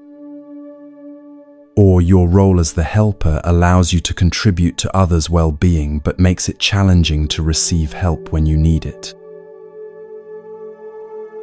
As you drift towards sleep, imagine taking out your own calling card, the one that lists all your primary identities and roles. Like Governor Kitagaki, experiment with temporarily crossing out these titles. What remains when you're not defined by what you do, what you know, or how others perceive you? Who are you in the silence between thoughts, in the space beyond names and forms? This nameless essence, what Zen might call your original face before you were born, is what Keichu wanted to meet, and what Kitagaki had the wisdom to reveal. Tonight, rest as that which cannot be named or titled, the awareness that witnesses all experiences, but is itself free from all designations. Like Kitagaki setting aside his governorship to meet the Zen master directly, allow yourself to set aside your accumulated identities and rest in the simple, unadorned presence that is your most fundamental nature. From this spacious awareness, genuine connection with yourself, with others, with life itself, naturally emerges.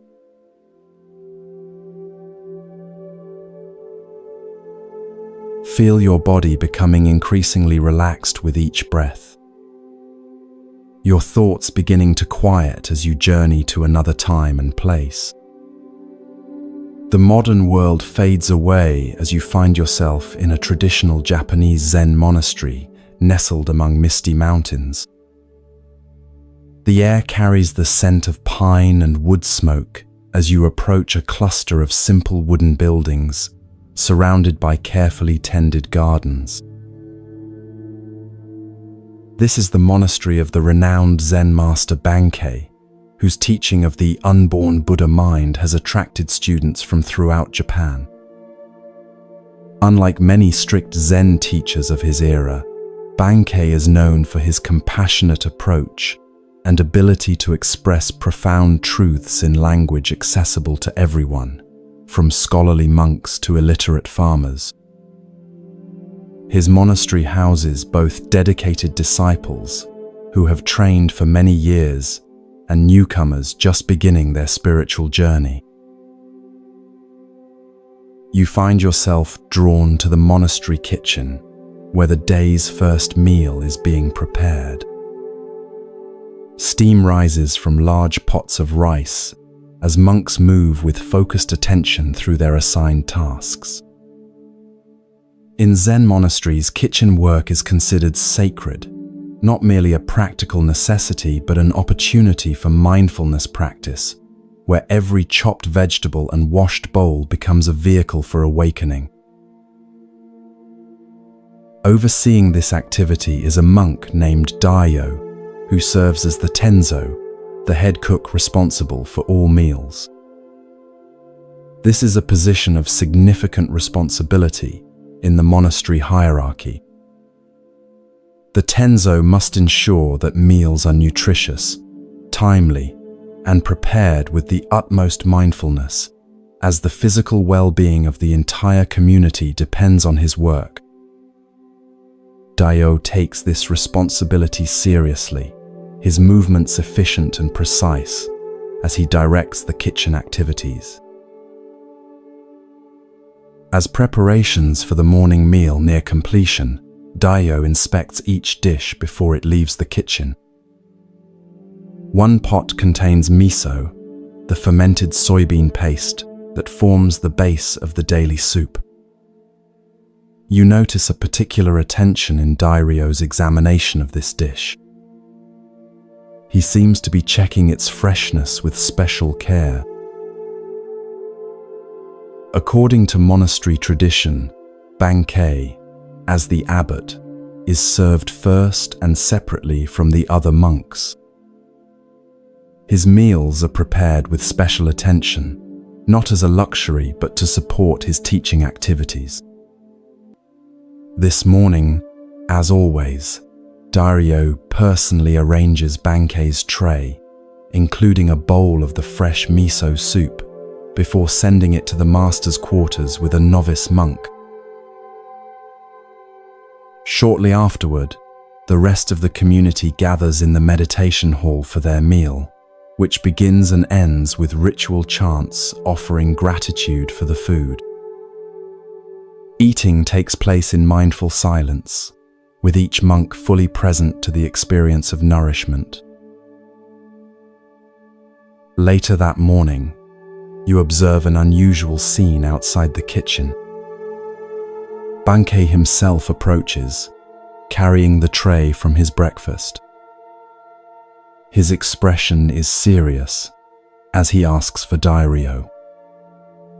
When the head cook appears, Bankei holds out a bowl that still contains some soup. In the bottom of the bowl is a small dead lizard. A ripple of tension moves through the novice monks who have gathered to watch. Such a serious oversight, serving the master food containing something impure, could result in severe consequences. In the strict hierarchy of traditional Zen training, the head cook might be publicly reprimanded or even dismissed from his position. Dairyo approaches Bankei and looks at the dead lizard in the bowl. Without hesitation or defensiveness, he bows deeply. "I am sorry, Master," he says with genuine regret. Then, to everyone's astonishment, he takes the bowl from Bankei's hands, picks up the dead lizard, and eats it. He then drinks the remaining soup. A collective gasp rises from the watching novices. Eating something impure, especially something that had died in food, violates not just culinary standards, but deeper cultural and religious taboos in Japanese Buddhism. Daio's action seems incomprehensible. Bankei watches Dairyo with a still expression that reveals neither approval nor disapproval. After a moment of silence that seems to stretch into eternity, he simply nods once and returns to his quarters without another word. No punishment is given, no further mention made of the incident. Later that day, you overhear several novice monks discussing what they witnessed. They are trying to understand the meaning of Dairyo's shocking action and Bankei's response. One suggests that Dayo ate the lizard out of fear of punishment. Another believes it was a demonstration of extreme asceticism. A third wonders if it was simply a desperate attempt to hide the evidence of his mistake. An elder monk who was trained under Bankei for many years overhears their speculation and joins their circle. "You have all missed the point," he says quietly. "What you witnessed was neither fear, asceticism, nor deception. Daio's action embodied true responsibility. When we truly take responsibility, we don't make excuses or point fingers. We eat the consequences of our actions, literally in this case."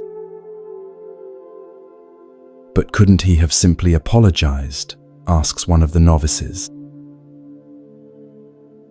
The elder monk smiles. "Words are cheap. Anyone can say, 'I'm sorry,' while inwardly making excuses or blaming circumstances. Daio didn't just acknowledge his mistake verbally, he fully embodied his responsibility by consuming the very consequence of his oversight. There was nothing left to discuss because the matter was completely resolved in that single action. Another novice speaks up. "Is that why Master Bankei said nothing more about it?" "Exactly," replies the elder. "When someone fully owns their mistake, without any trace of excuse or evasion, what more is there to say?" Bankei recognized Dairo's profound understanding and responded with equal clarity by allowing the matter to be completely finished. This remarkable story illuminates the Zen approach to responsibility and error. In our usual thinking, we often respond to mistakes with a complex internal process. First denial, then excuse, making, followed perhaps by reluctant admission, blame, shifting, promises of future improvement, and requests for forgiveness. This elaborate dance around error actually prevents us from fully experiencing and integrating the consequences of our actions. Dairyo demonstrates a radically different approach, what we might call eating the blame. Rather than engaging in explanation or justification, he literally consumes the evidence of his oversight. This physical act perfectly embodies the Zen principle of direct action without the intermediary of excessive thought or speech. There is a mistake. He acknowledges it. He consumes it completely. The matter is finished. Notice the profound emotional freedom in this approach. When we fully accept responsibility, without any trace of defensiveness, we experience a paradoxical lightness. There is nothing to protect, nothing to defend, no elaborate narrative to maintain. This is remarkably different from our usual experience of making mistakes, where we often carry the heavy burden of justification, fear of judgment, and lingering shame.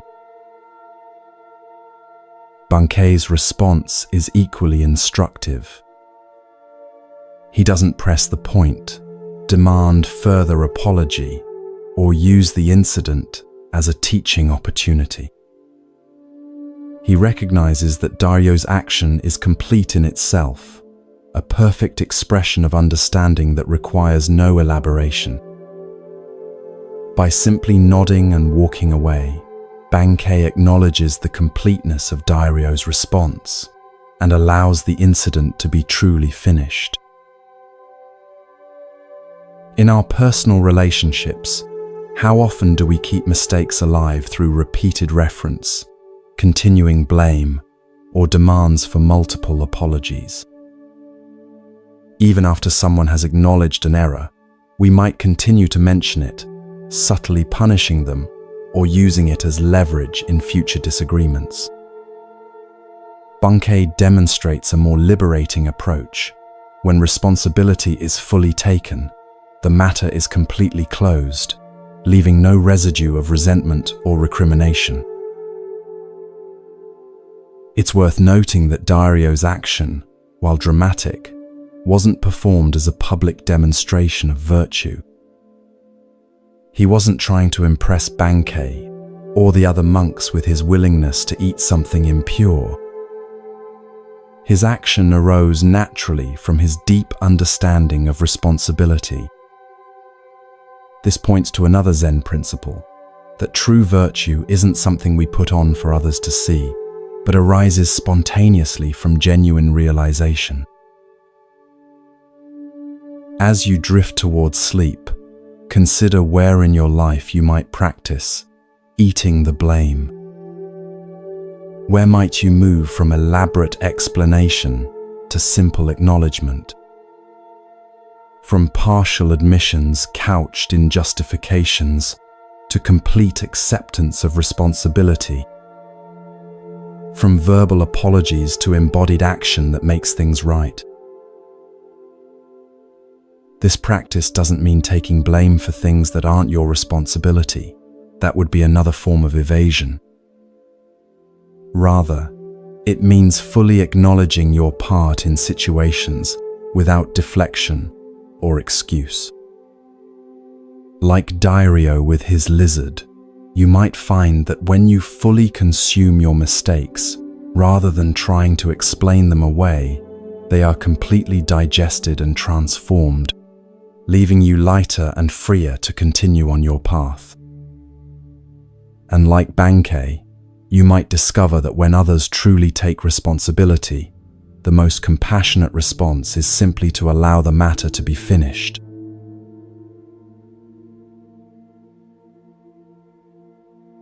Allow yourself to settle more deeply into comfort, your breath becoming slow and rhythmic.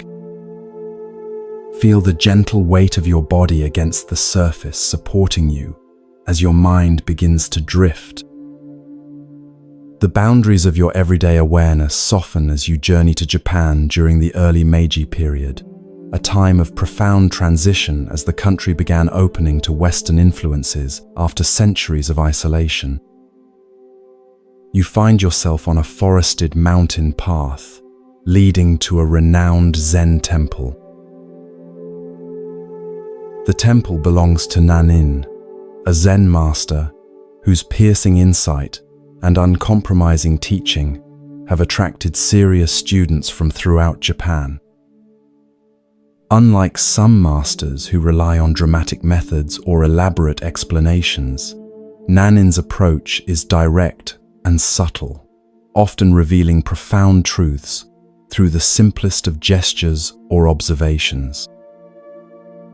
The temple itself reflects this quality, elegant in its simplicity, with clean lines and unadorned spaces that direct attention to the essential. As you approach the main gate, you notice a young monk sweeping the stone path with deliberate, mindful movements. This is Tenno, who has recently completed his 10-year apprenticeship under another teacher. Though technically no longer a novice, Tenno recognizes that his understanding remains incomplete. He has come to Nanin seeking further refinement of his practice and deeper insight into the nature of Zen. Tenno has already been with Nanin for several months. Each day follows a rigorous schedule of meditation, work practice, and study. You've observed that Tenno approaches these activities with admirable discipline and sincerity. His meditation posture is impeccable, his work thorough, his conduct respectful. By all conventional measures, he appears to be an exemplary Zen student. This morning, after completing his assigned tasks, Tenno approaches Nanin's quarters for Sanzen, the private interview between master and student that is at the heart of Zen training. These meetings typically focus on the student's understanding of assigned koans or direct questions about their practice. You follow at a respectful distance, curious about what will transpire between them. As is customary, Tenno kneels outside Nanin's door, bows, and announces his presence with a small wooden gong. From inside, Nanin's voice invites him to enter. The master sits in simple robes on a cushion, his weathered face revealing little expression as Tenno bows and takes his place across from him. "How is your practice progressing?" Nan-in asks, his voice neither warm nor cold, but attentive. "I believe I am making steady progress, Master," Tenno responds. "I maintain mindfulness during seated meditation, walking practice, and temple work. I observe the precepts with care and study the sutras diligently." Nanin nods slightly. His next question comes unexpectedly. "And when you sleep?" Tenno hesitates, clearly caught off guard. I do not know how to practice while sleeping, Master." "Then your practice is not yet complete," Nan-in states simply. He reaches for his tea bowl, indicating that the interview is finished. Tenno bows and withdraws, his face reflecting confusion and concern. Over the following days, you notice him approaching his practice with even greater intensity, extending his meditation sessions, performing his tasks with painstaking attention, and studying late into the night. Yet when he returns for his next interview with Nanin, the exchange follows a similar pattern. "Have you learned to practice while sleeping?" Nanin asks. Tenno bows his head. "Not yet, Master. But I have increased my waking practice. I now meditate before dawn and continue until late evening." "That is commendable," Nan-in acknowledges, "but your practice remains incomplete."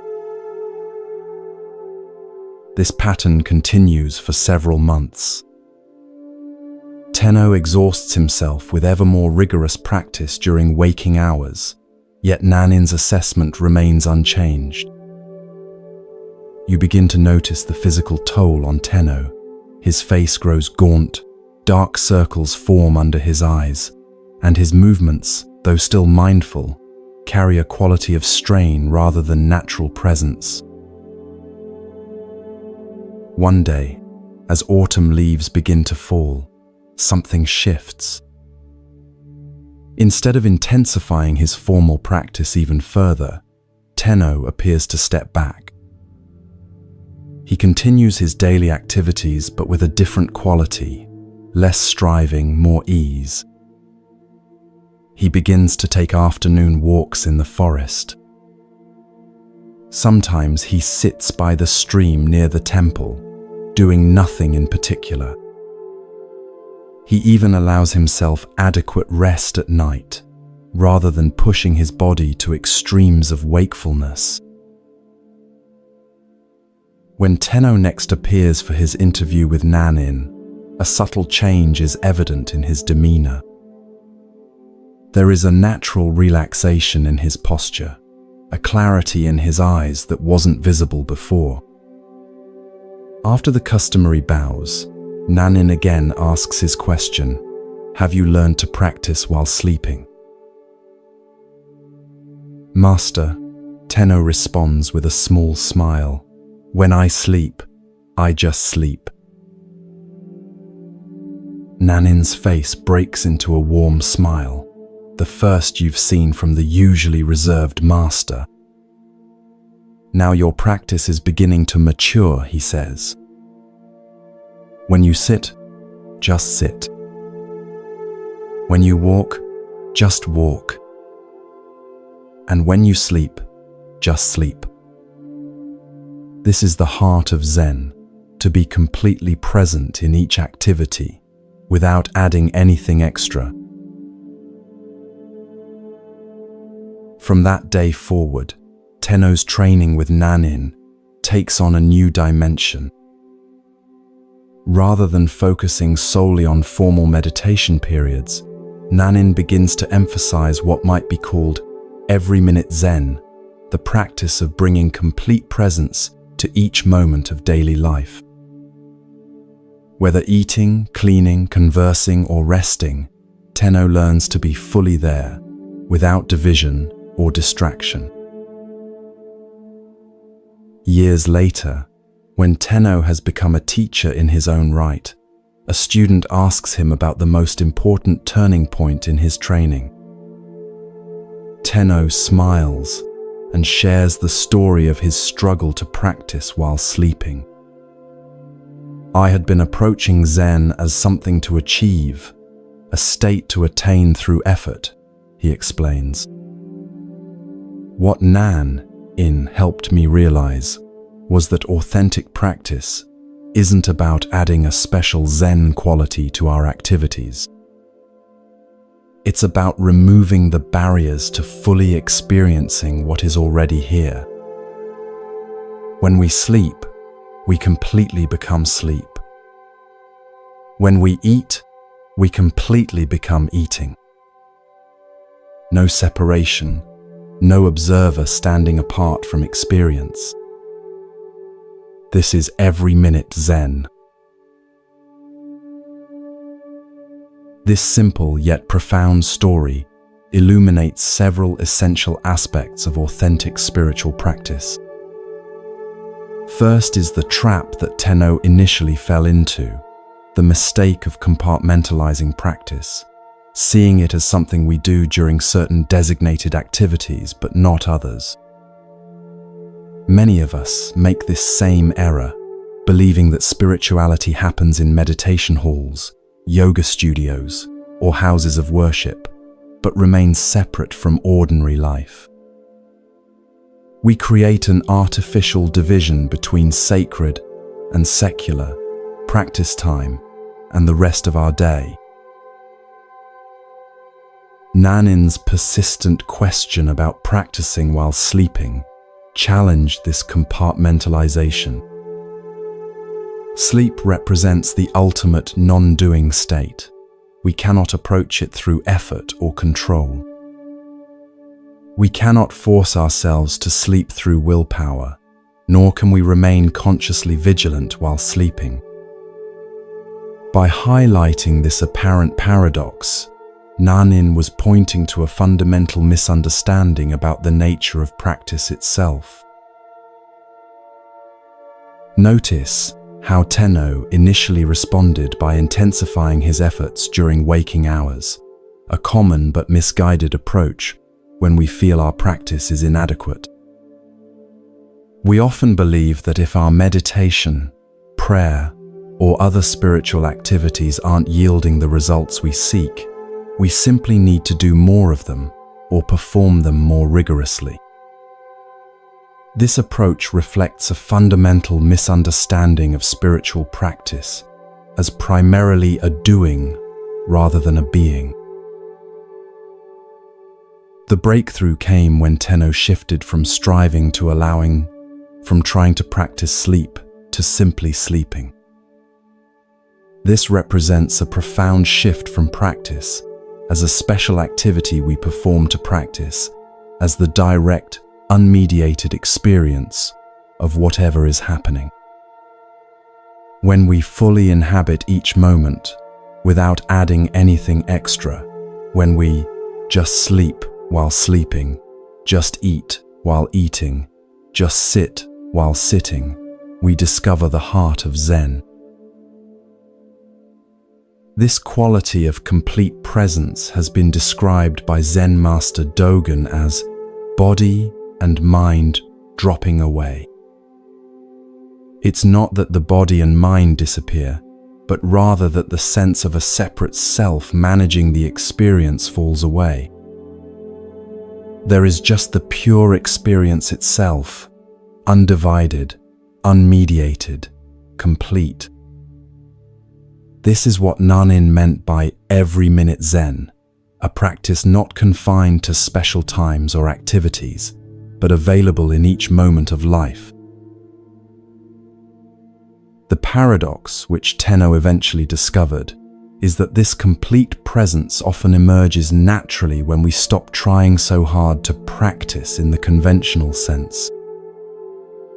His breakthrough came not by intensifying effort, but by allowing a natural relaxation into the reality of each moment. This doesn't mean abandoning formal practice periods, which provide important training and support, but rather understanding their true purpose, not as special spiritual times, distinct from ordinary life, but as concentrated opportunities to cultivate the awareness that can permeate every moment. As you drift towards sleep, consider your own relationship with practice. Do you, like Tenno initially, compartmentalize your spiritual life? Do you have designated practice times that seem disconnected from the rest of your experience? Can you sense the possibility of an every-minute Zen that embraces all activities, from the sublime to the mundane, from active engagement to complete rest? Perhaps tonight, as you transition into sleep, you might experiment with Tenno's discovery. Rather than trying to maintain awareness during sleep, which creates a division between the observer and the experience, simply allow yourself to fully become sleep. No separation, no effort, no practice, just the complete embrace of what is already naturally occurring. This is not the abandonment of practice, but its fulfillment, the discovery that when we drop all trying, even the trying to practice, what remains is the natural wakeful awareness that has been present all along. As you release into sleep, allow Nanin's wisdom to accompany you. When you sleep, just sleep.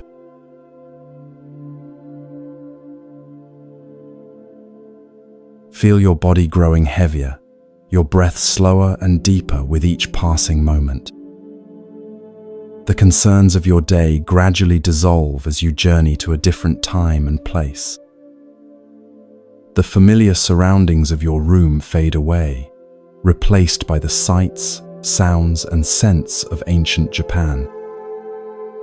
You find yourself approaching a modest temple nestled among pine-covered hills.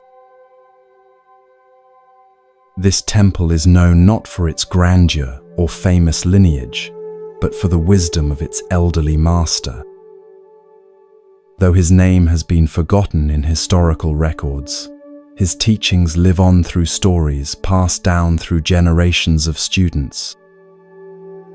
The temple grounds are simple, but meticulously maintained.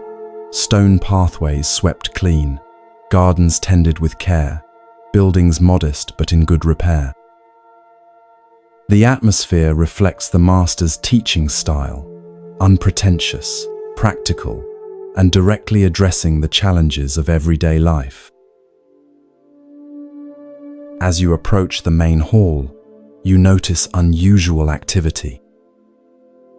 A prosperous merchant has arrived with his entourage, servants carrying elaborate gifts, fine horses tethered nearby, the merchant himself dressed in silk robes that mark his wealth and status.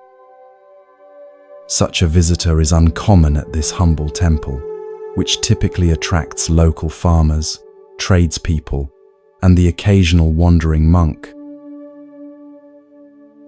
The merchant appears to be in his middle years, with the confident bearing of one accustomed to respect and deference. Yet there is something in his expression, a subtle tension around his eyes, a slight furrow in his brow, that suggests inner disquiet beneath his prosperous exterior. He has come seeking something that his wealth has been unable to provide. You follow at a respectful distance as the temple attendants guide the merchant to the master's quarters. The old teacher receives him simply, seated on a worn cushion in a room whose only adornments are a scroll with calligraphy and a small vase holding a single flower. The contrast between the merchant's finery and the master's plain surroundings could not be more striking. After the customary greetings and tea, the merchant explains the purpose of his visit. "Venerable Master," he begins, his voice carrying the refined accent of the capital, "I have achieved considerable success in my business enterprises.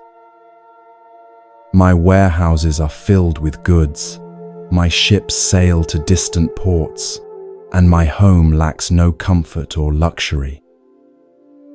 He pauses, his expression shifting subtly. "And yet, despite these accomplishments, I find no lasting satisfaction. A sense of emptiness persists that no acquisition seems able to fill." The master listens attentively, his weathered face revealing neither judgment nor surprise. When the merchant finishes, the old teacher asks simply, "What do you seek?" The merchant considers this question carefully. "I believe I seek peace of mind," he finally responds. "And perhaps a way to use my resources that brings genuine fulfillment rather than merely adding to my possessions." The master nods, then poses another question. "In your business dealings, what principle guides your determination of fair prices?" Caught off guard by this seemingly unrelated inquiry, the merchant nevertheless answers thoughtfully. "I consider the cost of materials, the labor involved, the rarity of the item, and what the market will bear. For unique goods, I might increase the price considerably, while common items command only a modest profit. This is the standard practice among merchants. And in your charitable giving," the master continues, "what principle determines the amount you contribute?" The merchant shifts uncomfortably. "I give according to what seems appropriate for a man of my position. For public projects that bring recognition, I might give substantial amounts. For lesser causes, smaller donations suffice." The master's expression remains unchanged, but his next question penetrates deeper. "And how do you determine the value of a human life?" The merchant looks genuinely perplexed. "I don't understand, Master. How can one assign value to a life?" "Yet you do so regularly," the master responds quietly. "When you decide how much profit to extract from those who labor for you, when you determine what portion of your wealth to share with those in need, when you pass a beggar on the street and decide whether to look away or offer assistance, in all these moments you are assigning value to human lives, including your own." A long silence follows as the merchant absorbs this perspective. Finally, he asks, "How then should I determine the proportion of my wealth to share with others?" Instead of answering directly, the master stands and gestures for the merchant to follow him outside. They walk to a small pond near the temple, where lilies float on the surface and koi fish swim lazily below. The master picks up a smooth stone from the path and hands it to the merchant. "Drop this into the pond," he instructs. The merchant does so, and they both watch as the stone breaks the surface, creating concentric ripples that spread outward across the entire pond. "The exact proportion," says the master, pointing to the ripples, "is this: to the extent that your actions honor the interconnectedness of all life, you will find the peace you seek.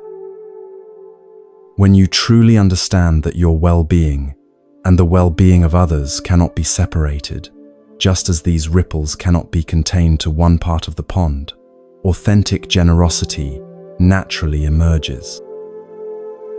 It is no longer a calculation of how much to give away, but a recognition that genuine wealth lies in creating ripples of benefit that extend beyond yourself." The merchant stands quietly by the pond, watching as the ripples gradually subside and the water returns to stillness, reflecting the sky above. Something shifts in his expression, a softening around the eyes, a release of the subtle tension he carried. Without speaking, he and the master return to the temple. Before departing, the merchant arranges to leave a generous donation for the temple. But more significantly, he speaks with the master about establishing a new approach to his business, one that will ensure fair compensation for workers, reasonable prices for customers, and systematic support for those in need throughout the regions where he conducts trade. These are not haphazard charitable gestures, but a fundamental restructuring based on the principle of interconnection that the master revealed through the ripples in the pond. Years later, the merchant's business enterprises become known not just for their commercial success, but for their positive impact on entire communities. The exact proportion that the master revealed has transformed not only the merchant's approach to wealth, but his experience of life itself. The emptiness that drove him to seek the master's guidance has been replaced by a sense of purpose and connection that no amount of mere acquisition could have provided. This story illuminates profound truths about our relationship with resources, generosity, and the nature of true fulfillment. At its heart is the recognition that we exist in a web of interconnection, where artificial boundaries between self and other obscure a deeper reality. The master's demonstration with the stone and pond offers a vivid metaphor for this truth. Just as ripples cannot be contained to one section of water, but naturally extend across the entire surface, our actions inevitably affect the larger whole of which we are part. The merchant's initial approach to charity, calculating appropriate amounts based on status, recognition, or social expectations, reflects how many of us think about giving. We ask, how much should I give? What's the right percentage? What's required or expected? These questions assume a fundamental separation between giver and recipient, between my resources and others' needs. They frame generosity as a transaction rather than a recognition of interconnection. The exact proportion revealed by the master transcends these calculations. It's not a formula or percentage, but a principle. Authentic generosity flows naturally from the recognition that our well-being is inseparable from the well-being of others. When we truly understand this, giving becomes less about charity in the conventional sense and more about honoring the reality of our interdependence. We recognize that creating conditions where others can thrive ultimately enriches our own experience as well. This principle applies not just to financial resources, but to all forms of giving, our time, attention, skills, and presence. When we offer these gifts from a recognition of our interconnection rather than from obligation or expectation of return, they carry a different quality. There's a naturalness and joy in such giving that is absent when we're merely fulfilling social obligations or attempting to accumulate spiritual merit. The merchant's transformation illustrates another key insight, that the emptiness he experienced amid material abundance couldn't be filled by acquiring more, but only by recognizing his place within a larger whole. This echoes a central teaching across wisdom traditions, that lasting fulfillment arises not from satisfying the self's endless desires, but from transcending exclusive identification with the separate self. As we extend our concern and care beyond our immediate interests, we paradoxically experience a deeper sense of meaning and sufficiency. In the language of Buddhism, this shift reflects the movement from a consciousness dominated by greed, aversion, and delusion, the three poisons that create suffering, to one characterized by generosity, compassion, and wisdom. The master didn't ask the merchant to abandon his business or give away all his wealth. Rather, he invited him to transform his relationship with resources by recognizing the illusory nature of separation and allowing that recognition to inform his decisions. As you drift towards sleep, consider the ripples that your own life creates in the pond of interconnection. Where might you be calculating giving based on external measures rather than recognizing fundamental interconnectedness? How might your approach to resources, whether material wealth, time, attention, or care, shift if viewed through the lens of interdependence rather than separation? Perhaps the exact proportion that brings lasting fulfillment is not a numerical formula, but a way of being that honors the reality that, like ripples in a pond, our well-being and the well-being of others cannot ultimately be separated.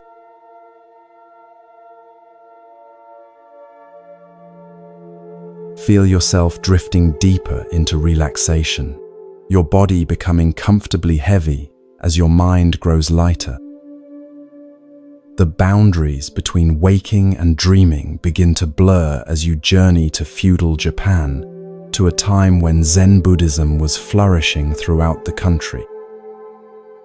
The concerns of your day gradually dissolve as you find yourself approaching a mountain temple known for its rigorous training and the profound wisdom of its master.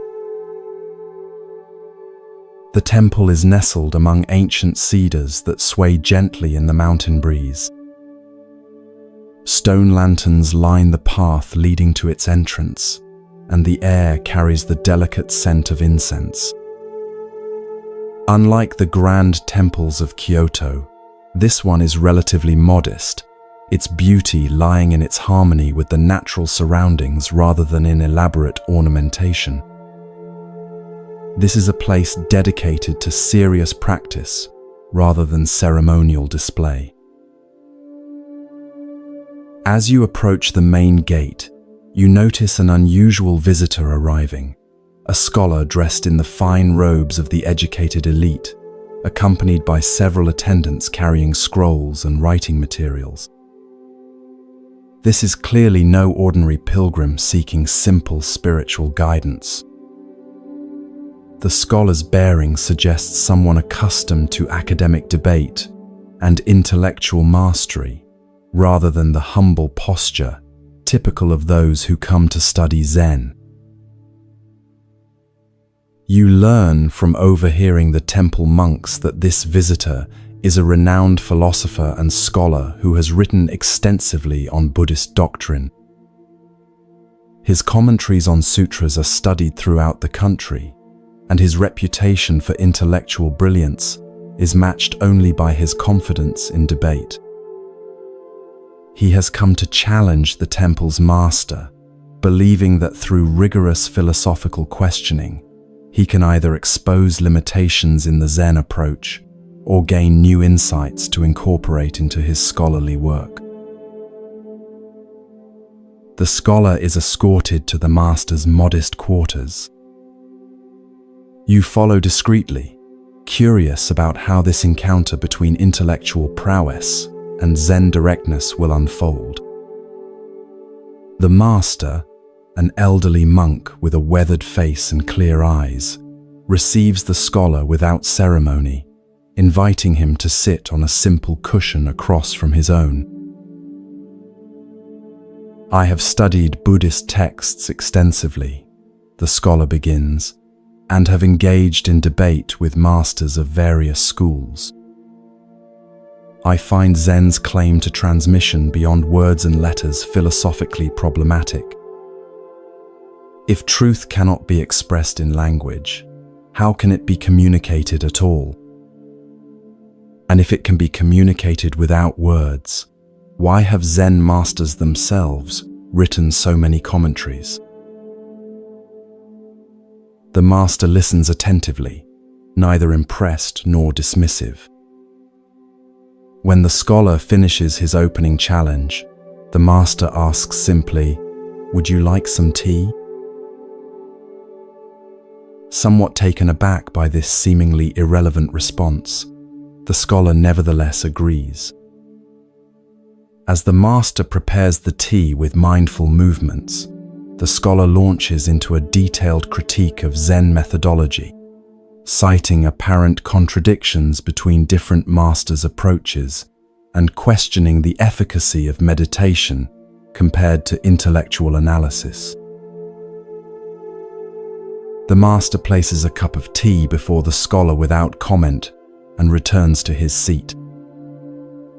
Undeterred, the scholar continues his philosophical questioning, touching on the nature of Buddha nature, the problem of dualistic thinking, and the paradoxes inherent in seeking enlightenment through practice. His arguments are well constructed and draw upon an impressive range of textual sources.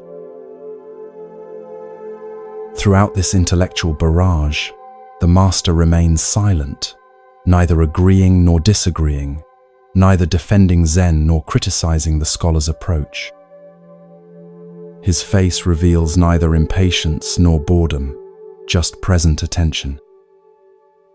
As evening approaches and the light begins to fade, the scholar's questions continue unabated. A young monk brings in a lamp and, seeing that the room has grown chilly with the mountain evening, lights a fire in the small hearth. The master occasionally tends the fire with a poker, but offers no response to the scholar's increasingly frustrated attempts to elicit a definitive answer to his philosophical challenges. Hours pass. The scholar, determined to receive some form of engagement, continues his questioning past midnight. His attendants have long since retired to the quarters provided for them, but the scholar remains, his intellectual persistence matching the master's silent endurance. The fire burns low, casting gentle shadows across the simple room. Near dawn, the scholar, exhausted but still determined, poses what he considers his most penetrating question. What is the essential nature of mind itself, beyond all conceptual formulations? At this, the master suddenly stands, takes the fire poker, and holds it up before the scholar's face. "Do you see this poker?" he asks, breaking his night-long silence. "Of course I see it," replies the scholar, perplexed by this simple question after hours of sophisticated philosophical inquiry. In a swift motion, the master lightly taps the scholar on the shoulder with the poker and says, "Then you have your answer." The poker is iron, forged in fire, cooled in water, and now warm from the flame. It is exactly what it is, nothing added, nothing taken away. Your mind, in this moment of direct perception, is no different. The scholar stares at the poker, then at the master. Something shifts in his expression, a subtle release of tension, a softening around the eyes.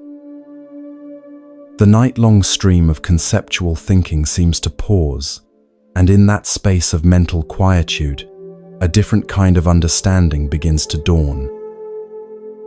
For perhaps the first time, he experiences the directness the master has been demonstrating through his silence.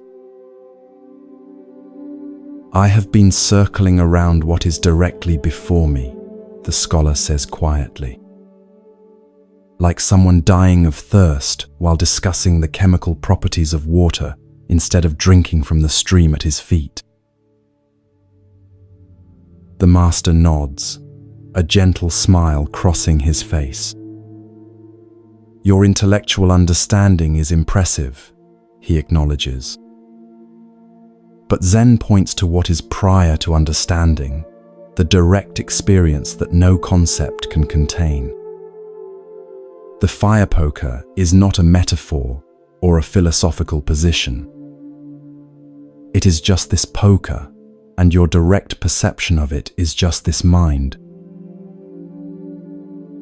As the first light of dawn filters through the paper windows, the scholar bows deeply to the master. His demeanor has changed, less certain perhaps, but somehow more present. He remains at the temple for several weeks, setting aside his scrolls and philosophical treatises to engage in meditation and simple work alongside the other monks. When he eventually returns to his academic life, his writings reflect a new dimension, still intellectually rigorous, but now informed by an appreciation for the direct experience that lies beyond conceptual understanding. This story illuminates a fundamental aspect of Zen practice, the limitation of intellectual understanding and the power of direct experience.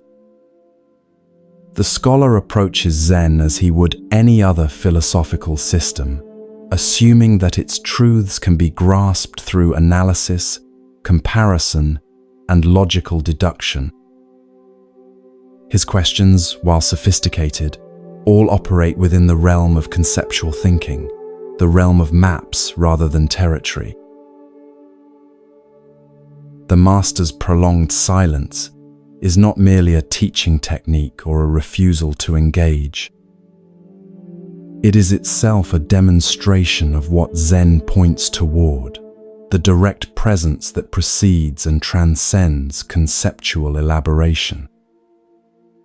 By neither defending Zen philosophically nor dismissing the scholar's questions, the master creates a space where something beyond intellectual exchange can potentially emerge. The fire poker becomes the perfect instrument for this teaching, an ordinary object with no special spiritual significance, yet in that moment of direct perception, revealing the nature of mind itself. When the master asks, "Do you see this poker?"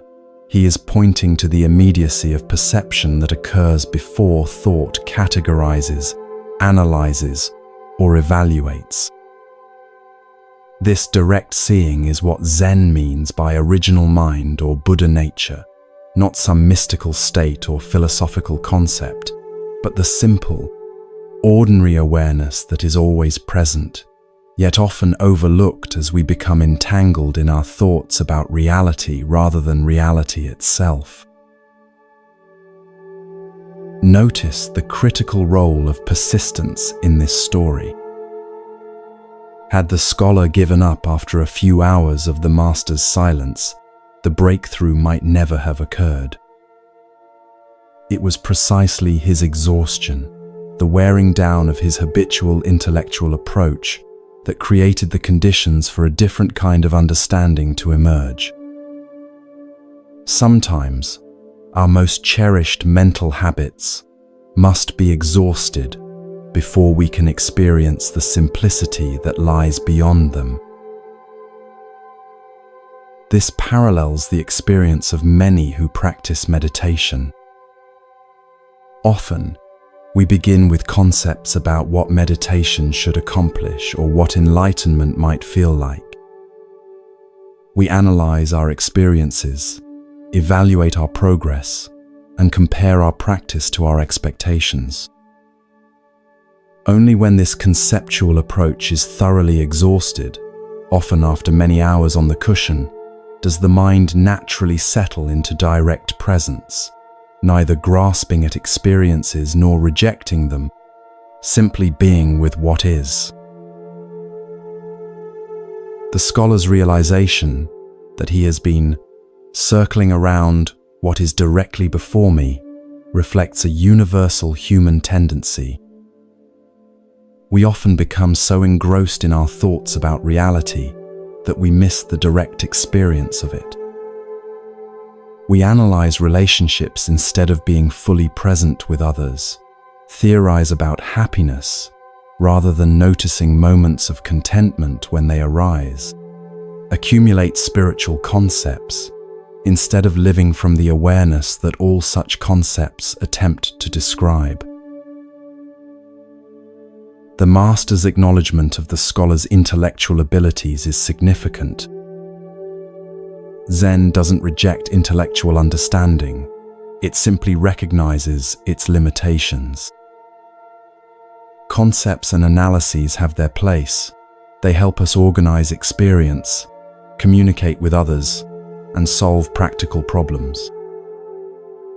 But they are tools rather than the truth itself, maps rather than the territory they represent. When we mistake the map for the territory, when we confuse our concepts about reality with reality itself, we remain trapped in what Zen calls the ghost cave of conceptual thinking. As you drift towards sleep, consider where in your own life you might be circling around what is directly before you. Perhaps you've read many books about mindfulness without experiencing the simple presence of this moment. Maybe you've analyzed a relationship extensively without being fully present with the actual person. Or perhaps you've accumulated spiritual concepts while overlooking the awareness in which all concepts appear. The fire poker is always right here, in the sound of your breath, the feeling of your body against the bed, the simple awareness that witnesses all experience. No special state is required to access this directness.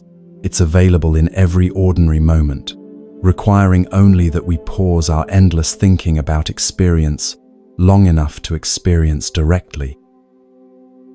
As the Zen saying goes, don't mistake the finger pointing at the moon for the moon itself. All spiritual teachings, including this story, are merely fingers pointing toward the direct experience that is always available, always present, waiting to be recognized beneath the stream of our thoughts about it.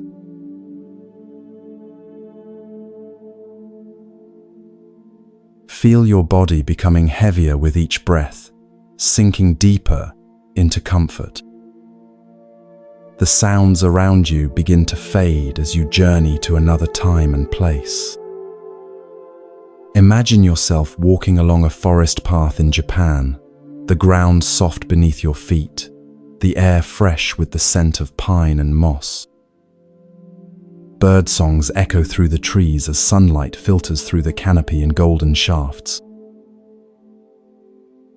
You follow the winding path until it opens onto a small clearing where a modest temple stands. This is not one of Japan's grand, ornate temples, but a simple wooden structure that seems to have grown naturally from the forest floor. A stream runs nearby, its gentle murmur creating a perfect backdrop for meditation. This is the temple of Gasan, a respected Zen teacher known for his clear wisdom and open mind. As you approach, you notice unusual activity today.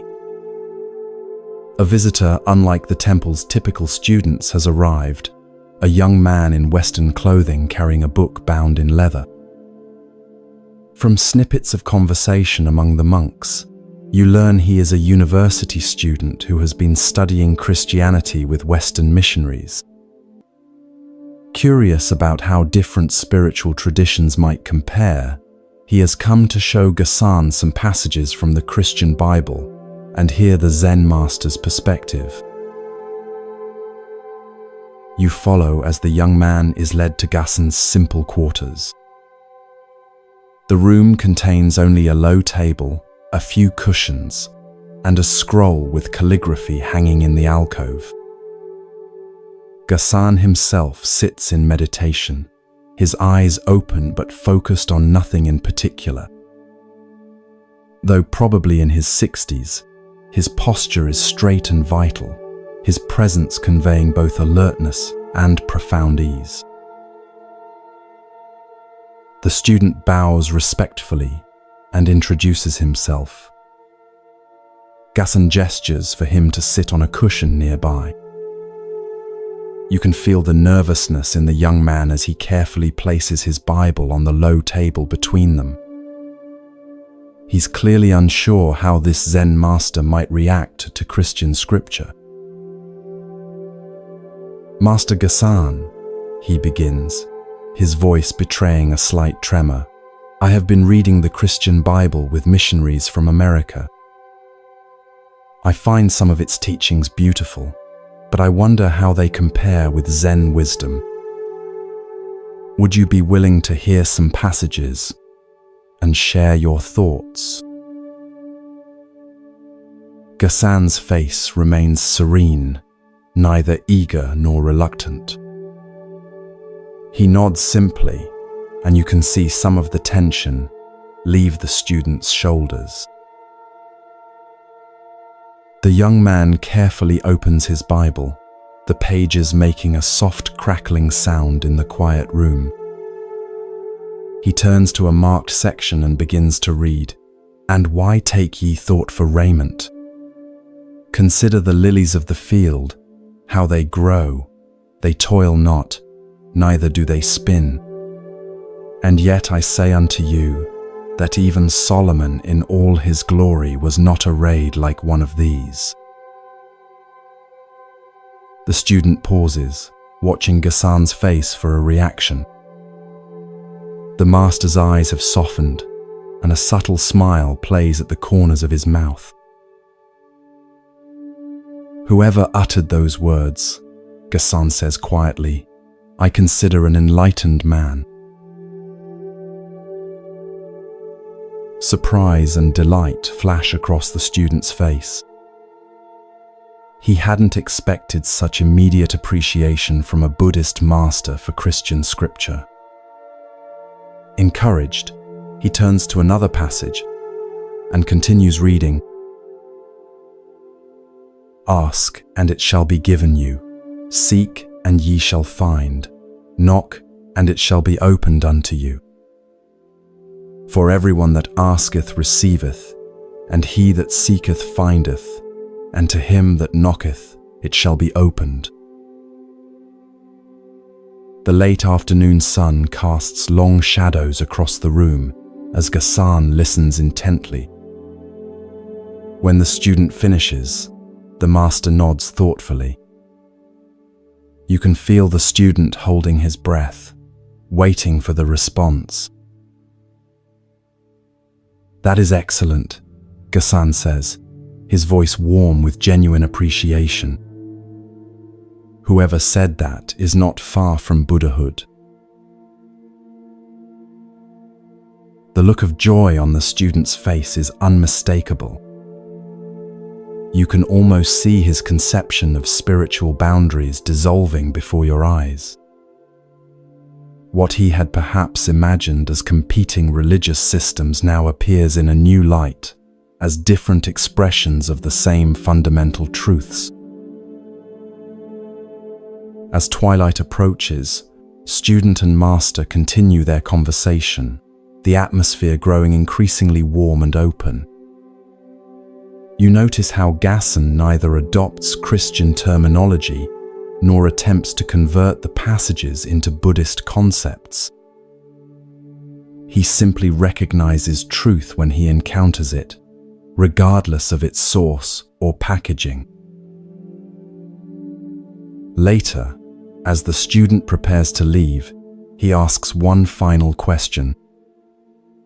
"Master Ghassan, do you find that the essential teachings of Christianity and Buddhism are the same?" Ghassan looks at him with clear eyes that seem to see far beyond the surface of things. "Truth is truth," he replies simply. When we recognize the lilies of the field in their suchness, when we understand the nature of seeking and finding, these insights transcend any single tradition. The packaging may differ, but when genuine wisdom speaks, those with open hearts recognize it, whether it comes from the Buddha, Jesus, or the wind in the pine trees. As the student bows and departs, you notice how differently he carries himself, more lightness in his step, more openness in his face. He came seeking comparison and perhaps validation of one tradition over another. He leaves with something far more valuable, a glimpse of the universal truth that all genuine spiritual paths point toward. This simple yet profound encounter reveals much about the nature of true spiritual understanding. Ghassan demonstrated what we might call religious literacy, the ability to recognize wisdom regardless of its source or the tradition from which it emerges. Rather than getting caught in doctrinal differences or theological debates, he went straight to the heart of the teachings themselves. The passages the student read contain insights that align perfectly with Zen understanding. "Consider the lilies of the field" points to the natural perfection that exists prior to human striving, what Zen might call our original nature that needs no adornment or improvement. Just as the lilies grow naturally, without effort or anxiety about their appearance, our true nature manifests most perfectly when we stop trying to enhance or perfect ourselves through endless striving. Similarly, "Seek and ye shall find" reflects the Zen understanding that our essential nature, what some traditions call Buddha nature, is always present but must be recognized through sincere inquiry. The seeking itself becomes a form of finding when approached with genuine openness. This parallels the Zen saying, "What you seek is where you stand," pointing to the immediate availability of what we often believe is distant or separate from us. Notice that Gasan didn't need to convert these teachings into Buddhist terminology or claim them for his own tradition. His response reflects a recognition that truth is not the exclusive property of any single religion or philosophy. Like water that takes the shape of whatever container holds it while remaining essentially the same, spiritual truth may be expressed through different cultural forms and language, while pointing to the same fundamental reality.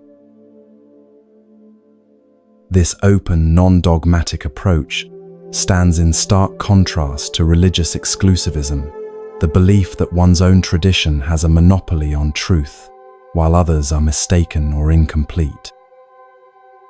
Gasan demonstrates a more inclusive understanding that sees different spiritual traditions not as competitors, but as diverse expressions of human wisdom responding to the same fundamental questions. What is our true nature? How should we live? What constitutes a life of meaning and freedom from suffering? As you rest tonight, consider where in your own thinking you might be creating unnecessary boundaries between wisdom, traditions, or sources of insight.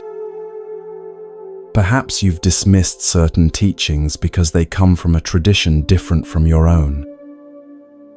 Maybe you've been caught in comparing spiritual paths rather than recognizing the universal truths they all point toward in their own ways.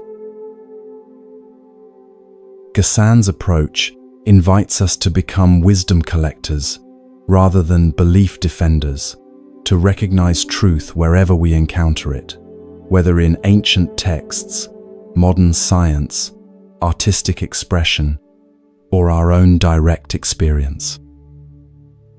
This doesn't mean that all spiritual teachings are identical or equally valuable in all contexts, but it suggests that genuine wisdom has a universal quality that resonates beyond the boundaries of any single tradition. As your awareness drifts towards sleep, imagine yourself sitting in Gasan's simple room, sunlight filtering through paper windows, the sound of the stream mixing with birdsong outside. Feel the openness that comes when we stop deciding in advance where truth can and cannot be found. Like Gasan, we might discover that wisdom speaks in many languages, and that an open heart recognizes its voice, regardless of the words it uses. This recognition doesn't diminish our own tradition, but enriches it, connecting us to the larger human quest for understanding that transcends all boundaries of time, culture, and belief.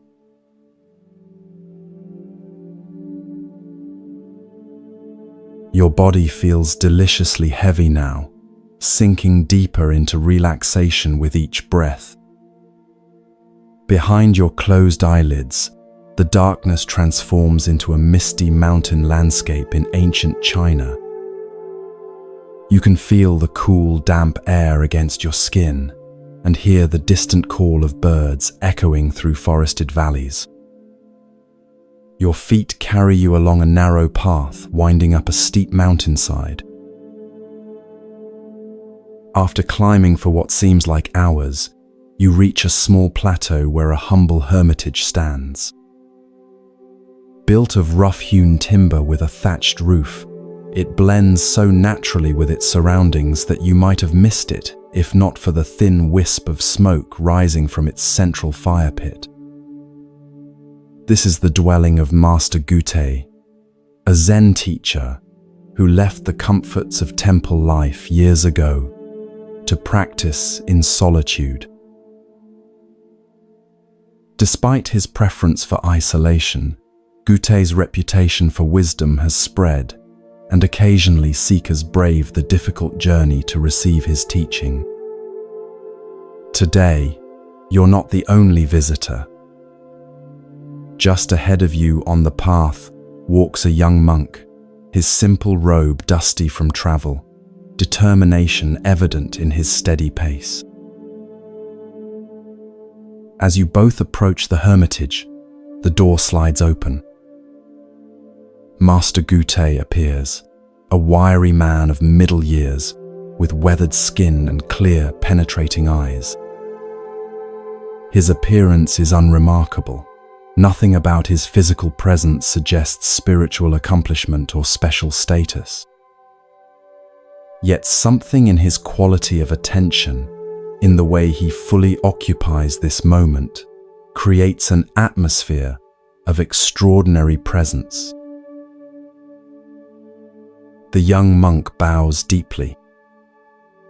"Master Gute," he says, his voice reflecting both respect and eagerness, "I have traveled far to ask you about the essential nature of Zen. What is the fundamental teaching? What is the truth that the Buddha realized under the Bodhi tree?" You watch carefully, expecting Gute to respond with a profound statement, perhaps a quote from the sutras, or a paradoxical Zen saying. Instead, something unexpected happens. Gute slowly raises his right hand, extends his index finger, and points upward, saying nothing at all. His face remains impassive, yet somehow radiates complete conviction. The young monk appears confused. He waits for further explanation, but none comes. Gute simply stands there, finger raised, in eloquent silence. After several moments, the monk bows again and backs away, clearly unsure what to make of this strange response.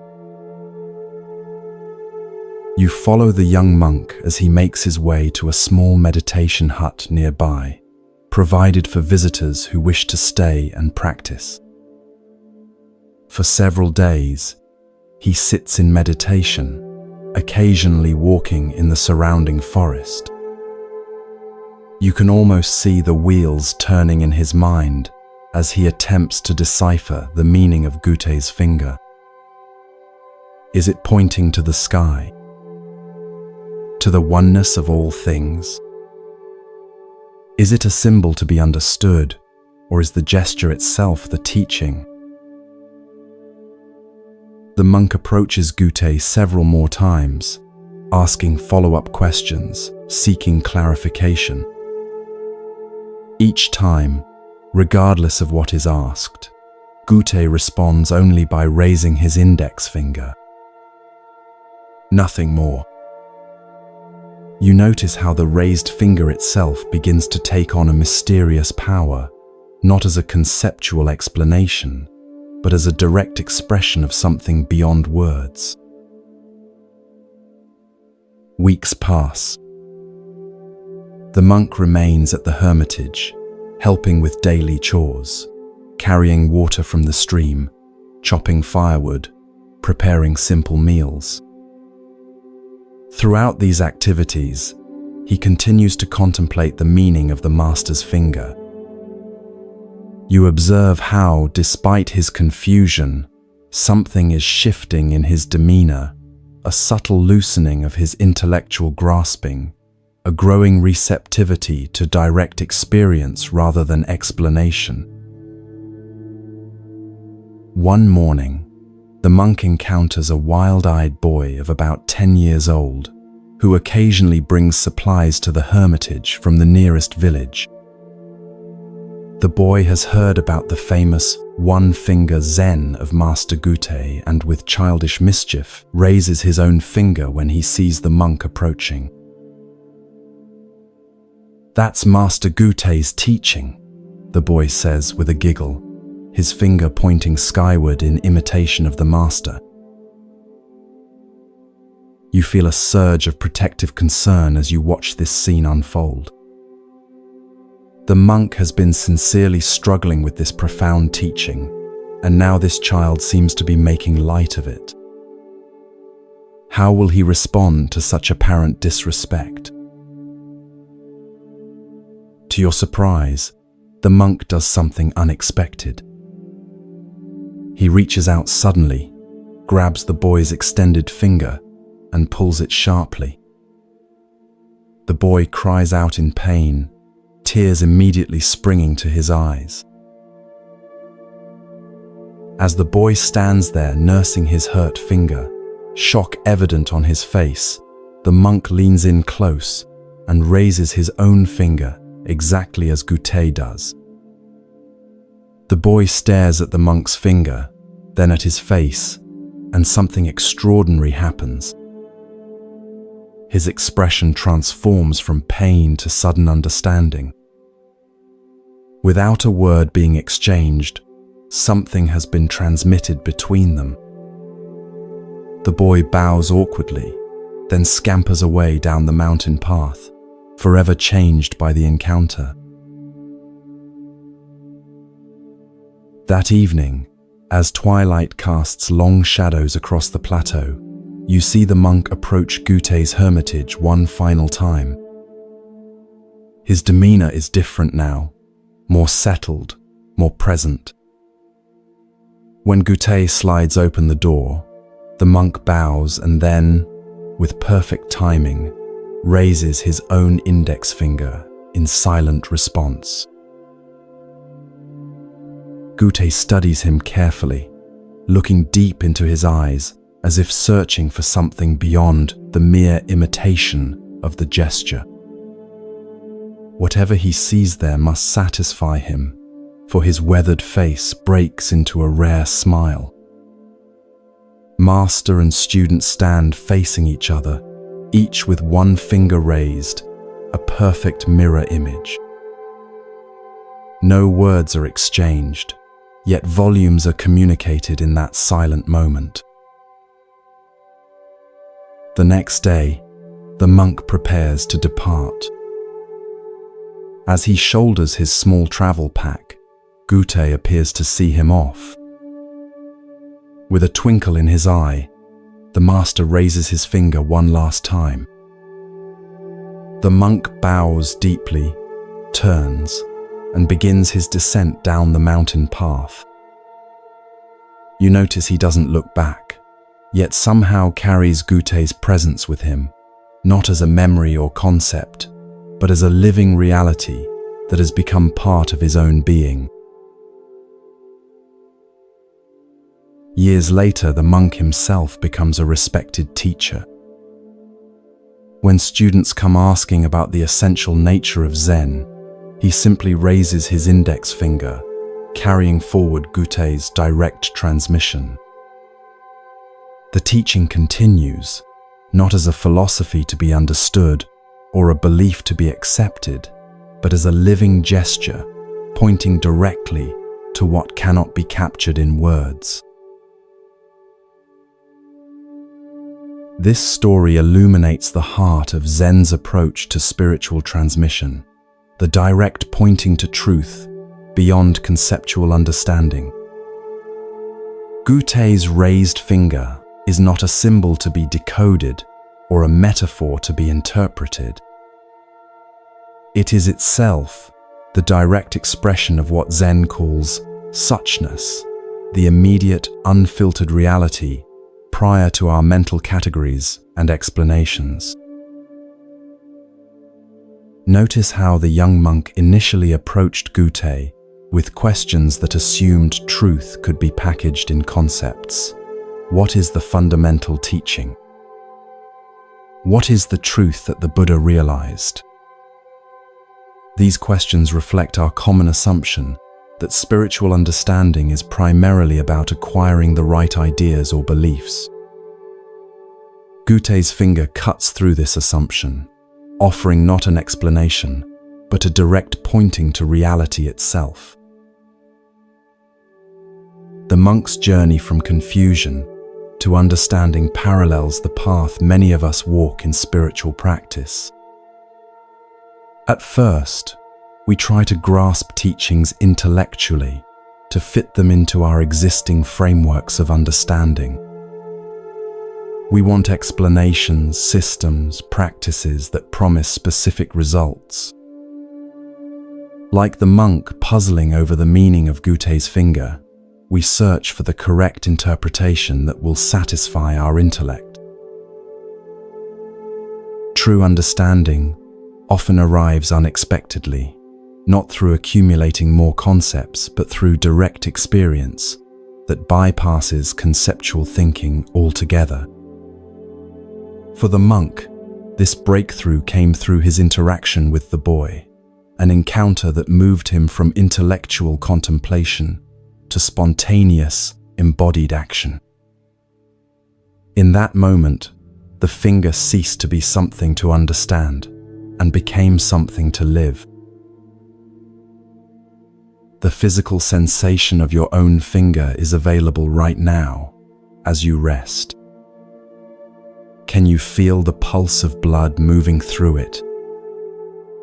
The subtle warmth? The way it connects to your hand, your arm, your entire body? This direct, non-conceptual awareness is what Goethe was pointing to, not with explanations, but with the finger itself. In Zen, this direct transmission from teacher to student, outside the sutras, beyond words and letters, is considered the essence of the tradition. The story of Goethe's finger exemplifies what Zen calls mind-to-mind transmission, not the passing of concepts from one intellect to another, but the direct recognition of our shared Buddha, nature, the awareness that precedes all thinking. This approach can seem frustratingly opaque to modern seekers accustomed to detailed explanations and step-by-step instructions. Yet it addresses a profound truth about spiritual awakening, that our deepest nature cannot be reached through concepts alone, just as no description of water, however detailed, can quench your thirst. Only direct experience satisfies.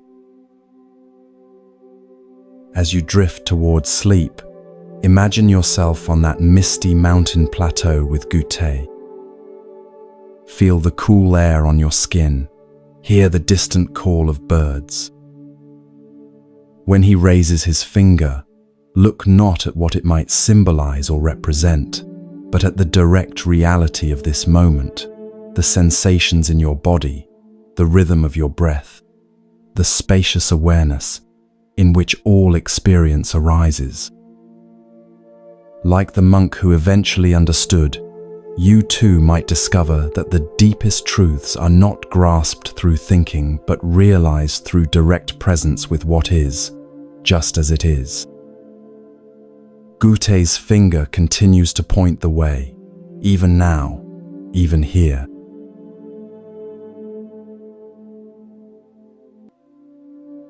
Feel your body growing heavier with each breath, your mind drifting into a state of peaceful receptivity. The familiar surroundings of your room gently fade as you journey to a different time and place. The soft darkness behind your eyelids transforms into a bustling marketplace in medieval Japan. The air fills with the mingled scents of fresh vegetables, fish, incense, and wood smoke. You find yourself standing at the edge of the market square, where vendors call out their wares and shoppers haggle over prices. Children dart between stalls, and merchants carefully count coins. It's a scene of ordinary commerce, until your attention is drawn to an extraordinary figure making his way through the crowd. Unlike the serious-faced merchants and purposeful shoppers, this man radiates an unmistakable joy. He's a portly monk with a shaved head, dressed in simple robes that have seen better days. A large cloth sack is slung over his shoulder, and his face bears the broadest, most genuine smile you've ever seen. Children flock to him, and even the harried adults seem to brighten as he passes. "Who is that?" you ask a nearby vegetable seller who's watching the monk with evident affection. "That's Hote," she replies, smiling herself now. Some call him the Happy Chinaman, though no one knows if he really came from China. He's been wandering these parts for as long as anyone can remember. You follow Hote as he makes his way through the marketplace. Unlike other monks who solemnly request alms, Hote seems to be giving rather than receiving. From his large sack, he produces small treats for the children, sweet rice cakes, tiny carved wooden animals, colorful pebbles that catch the light. Each gift is presented with a delighted laugh, as if the giving brings him more joy than the receiving could possibly bring the children. The adults, too, receive his gifts, though theirs are often less tangible. For a frazzled mother with a crying infant, he produces a moment of unexpected peace by making silly faces that transform the baby's wails into giggles. For a merchant whose vegetables are beginning to wilt in the afternoon sun, he creates a makeshift shade from his own wide-brimmed hat. For an elderly man struggling with a heavy load, he offers not just help, but companionship, telling a story that transforms the labor into a shared pleasure. You notice something curious about Hote's famous sack. Though he continually takes things out of it, toys, treats, practical tools, it never seems to empty. And though people frequently give him small offerings of food or simple items, which he accepts with genuine gratitude, the sack never appears to get fuller. It's as if the contents maintain a perfect balance, neither depleting nor accumulating. As evening approaches and the market begins to close, Hote finds a spot beneath a large tree at the edge of the square. He settles his substantial form on the ground with surprising grace, places his sack beside him, and closes his eyes, still smiling. Several children linger nearby, clearly reluctant to leave his presence. One bold little girl approaches and tugs at his sleeve. "Hote-san," she asks, "why are you always so happy?"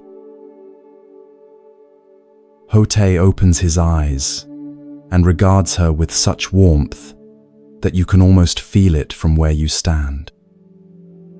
"Because there is nothing to be unhappy about," he replies, his voice rich and resonant. The girl frowns, clearly unconvinced. "But sometimes sad things happen," she persists. "Sometimes people are mean, or things break, or it rains when you want to play outside." Hote nods thoughtfully. "Yes, all these things happen," he agrees. "But being unhappy about them is like carrying 2 sacks instead of 1. He pats the cloth bag beside him. "This sack I carry holds everything I need for today, no more, no less. If I carried another sack filled with worries about yesterday and fears about tomorrow, I would be too burdened to play with you or enjoy this beautiful evening." The girl considers this, her small face serious. "But how do you put down that second sack?" she asks. Hote's laugh rings out, full of genuine delight at her wisdom. "That's the best question," he exclaims. "You put it down by noticing when you're carrying it. Right now, for instance, are you carrying that heavy second sack, or are you simply here with me under this tree?" The girl's face clears, and she giggles. "I'm here with you." "Exactly," says Hote, his smile somehow growing even wider. "And that's all there ever is. Just this moment, this place, this encounter. When we're fully here, the second sack disappears all by itself." As darkness falls, parents call their children home. The girl gives Hote a quick, impulsive hug before skipping away. You watch as Hote settles himself for the night, using his sack as a pillow, seemingly as content to sleep under the stars as anyone might be in the finest palace. The next morning, you follow Hote as he continues his wandering. He has no particular destination, no schedule to keep, no goals to achieve. Yet his days are full of purpose, bringing joy to everyone he meets, easing suffering where he finds it, sharing the simple happiness that radiates from his being. One afternoon, you see a group of serious-looking Zen monks encounter Hote on the road. Their austere appearance and disciplined manner form a striking contrast to Hote's disheveled, joyful presence. One of the monks, seemingly bothered by Hote's unorthodox appearance and behavior, approaches him with a challenging question. "You call yourself a monk," the stern monk says, "yet you follow none of the traditional practices. You don't live in a monastery. You don't perform proper rituals. You laugh and play instead of maintaining dignified silence. What is the meaning of Zen to you?" Hote says nothing. Instead, he simply puts down his sack. He stands there, empty-handed, his smile as natural as the sun in the sky, his presence radiating a wordless contentment that needs no explanation or defense. The questioning monk's expression shifts, first confusion, then a dawning recognition. Something in Hote's simple gesture and unshakable presence has communicated more than 1,000 sutras could convey. The monk bows deeply, a new humility evident in his posture. When he straightens, his own face has softened, a small smile beginning to form. "Thank you for the teaching," he says quietly. Hote picks up his sack again, gives the monk a friendly pat on the shoulder, and continues on his way, spreading joy with each step, as naturally as a flower spreads its fragrance. In later years, Hote becomes so beloved that his image is often portrayed in paintings, sculptures, and household shrines. He is remembered not as a formal teacher expounding complex philosophy, but as a living embodiment of one of Zen's most profound truths, that enlightenment is not a distant goal achieved through arduous practice, but the natural state of a mind free from unnecessary burdens, fully present to the wonder of ordinary life. This delightful story of the happy Chinaman offers a refreshing perspective on spiritual practice, one that emphasizes joy, simplicity, and direct participation in life rather than solemn discipline or intellectual understanding. Hote represents a tradition sometimes called crazy wisdom, teachers whose unconventional behavior and apparent disregard for formal rules actually embody the deepest spiritual truths. Notice how Hote's teaching comes not through sermons or explanations, but through his very being. His joy isn't something he achieves through effort or maintains through positive thinking techniques. It flows naturally from his complete presence in each moment, his freedom from the second sack of regrets about the past and worries about the future. Hotei's famous sack represents a profound teaching about appropriate relationship to possessions and circumstances. He carries what he needs for the day, no more, no less. Unlike those of us who accumulate far beyond our needs, or, conversely, deny ourselves basic comforts in the name of spiritual practice, Hotei demonstrates the middle way that Buddhism has always advocated, neither indulgence nor deprivation, but just what's needed for the journey. The sack's mysterious property, never emptying despite Hotei's constant giving, never filling despite what he receives, points to a spiritual principle that many traditions recognize, that generosity creates abundance rather than scarcity. When we give from a place of joy rather than obligation, when we receive with genuine gratitude rather than entitlement, we participate in a natural flow that defies our usual economic logic of gain and loss. Hotei's response to the little girl reveals his teaching method, simple, direct, and tailored to the listener's capacity for understanding. Rather than offering abstract philosophy, he uses the concrete metaphor of the second sack, making a profound spiritual truth accessible even to a child. And his delight in her question shows how he honors the wisdom that can come from any source, including the very young. The encounter with the formal monks highlights the contrast between institutional religion, with its emphasis on proper form and tradition, and direct spiritual experience that might manifest in unexpected ways. The questioning monk initially mistakes Hotei's unconventional appearance and behavior for spiritual immaturity, only to discover that this seemingly simple, joyful figure has realized the very essence of what all the monastery's disciplines aim to cultivate. As you drift towards sleep, consider your own second sack, the unnecessary burdens of regret, worry, self-consciousness, or excessive planning that you might be carrying.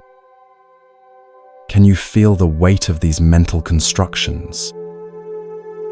Can you sense how they pull you away from the simple joy of being fully present in this moment? Hotei's teaching offers a direct invitation: put down the second sack.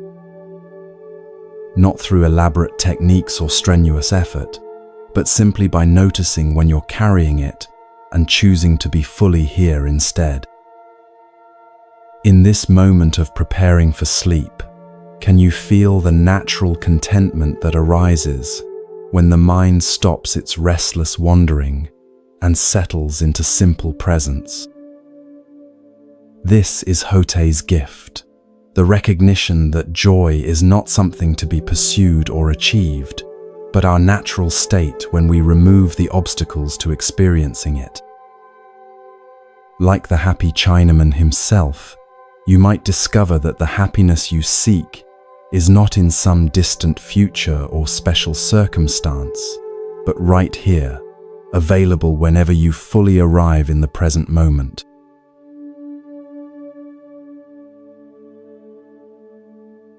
Feel your body melting into deep relaxation, each breath taking you further into tranquility. As the concerns of your day dissolve, allow your mind to journey to ancient Japan, to a time when Zen teachings were flourishing throughout the land. The familiar surroundings of your room transform into a serene mountain landscape, where a small Zen temple nestles among towering pines. Mist drifts through the valleys below as morning sunlight gilds the temple's curved roof. This is the temple where Master Shinkan teaches. Unlike many famous Zen masters whose challenging koans and strict training methods are widely known, Shinkan's approach is gentler, more direct. He's known for his ability to meet each student where they are, offering precisely the teaching they need in that moment. His reputation for clarity and compassion has spread throughout the region, drawing seekers from many walks of life. As you approach the temple gates, you notice two very different visitors arriving ahead of you. The first is a young monk, perhaps 20 years old, his shaved head and crisp robes, marking him as someone who has recently entered formal Zen training at another monastery. His posture is perfect, his movements controlled and mindful. He holds a small bundle containing, you imagine, sutras and notes from his studies. The second visitor is an elderly man, his weathered face and calloused hands suggesting a lifetime of physical labor. Though clearly well into his 50s, he moves with the easy strength of someone accustomed to daily work. His clothes are simple but clean, the garb of a farmer or tradesman rather than a religious seeker. Unlike the young monk, he carries nothing but a small cloth bundle that might contain a midday meal. Both visitors have come to seek Master Shinkan's guidance, though for different reasons. You follow them into the temple courtyard, curious about how the master will respond to their questions. The young monk is received first, shown to the master's modest quarters by an attending student. Through open screens, you can see Shinkan seated on a simple cushion. Though probably in his 60s, he sits straight as a pine tree, his face reflecting both the strength forged through decades of practice and the gentleness that comes from deep understanding. The young monk bows formally before taking his place opposite the master. Venerable teacher, the young monk begins, his voice carrying the slight nervousness of one addressing a renowned master. I have studied the Tendai school of meditation for 6 years before beginning Zen practice. I have memorized many sutras and mastered several forms of meditation. But there is one teaching from the Tendai school that continues to perplex me. Shinkan nods encouragingly, his eyes attentive. The Tendai texts claim that even grass and trees will become enlightened. The monk continues. This seems very strange to me. How can non-sentient beings like plants achieve Buddha nature? They have no minds with which to practice meditation, no consciousness to realize enlightenment. Can you explain this teaching? You watch as a subtle smile crosses Shinkan's face, not mocking but gently amused, as if the young monk has inadvertently revealed something significant through his question. The master is silent for a moment, studying the earnest face before him. Of what use is it to discuss how grass and trees become enlightened? Shinkan asks, his voice gentle but direct. The question is how you yourself can become so. The young monk appears momentarily taken aback by this response, which neither confirms nor denies the Tendai teaching, but shifts the focus entirely. He opens his mouth as if to ask a follow-up question, then closes it again, seeming to sense that pressing for a more elaborate answer would miss the point of Shinkan's response. After a moment, he bows deeply and withdraws, his expression thoughtful rather than disappointed. Now the elderly visitor is shown in. His bow to the master is respectful, but less formal than the monks, suggesting a different relationship to religious protocol. He settles himself on the cushion with the natural ease of someone comfortable in his body. "Master Shinkan," he begins, his voice carrying the roughness of age but also a quality of directness. "I am a simple man who has worked the land all my life. I never had the opportunity for formal study or temple practice. But my neighbor, who visits your temple sometimes, has spoken of your teachings about Buddha nature. I wonder, can someone like me, with no education or proper training, still understand the deeper truths of Buddhism?" Shinkan's face warms as he regards the elderly man. "Did you consider the grass and trees on your journey up the mountain to this temple?" he asks. The older man looks puzzled but nods.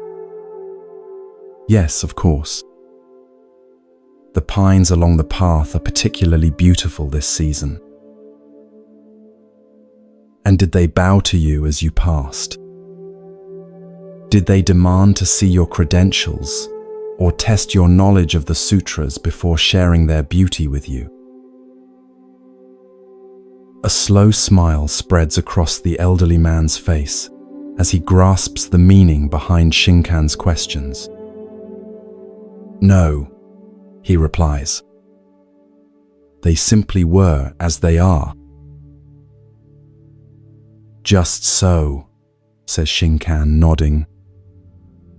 "Buddha, nature is like this, freely given to all beings without distinction, requiring no special qualification or achievement.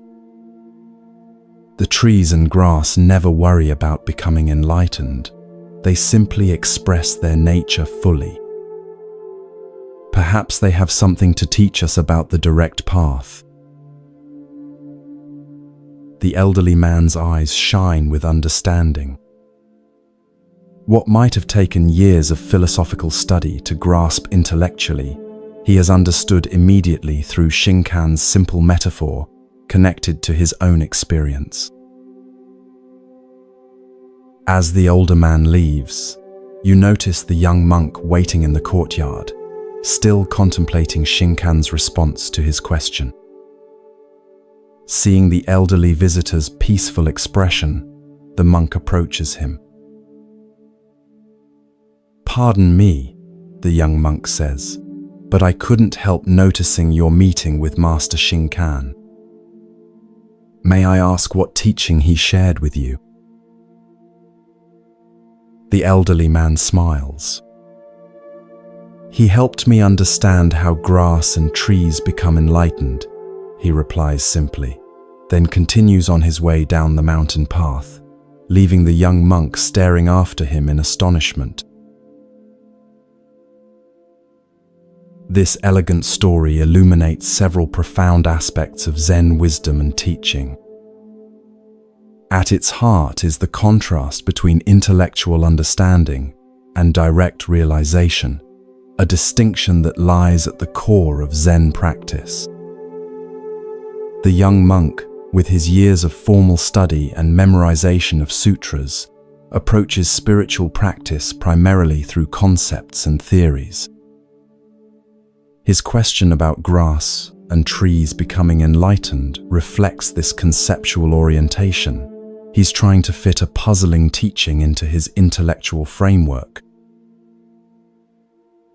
Shinkan's response, "Of what use is it to discuss how grass and trees become enlightened?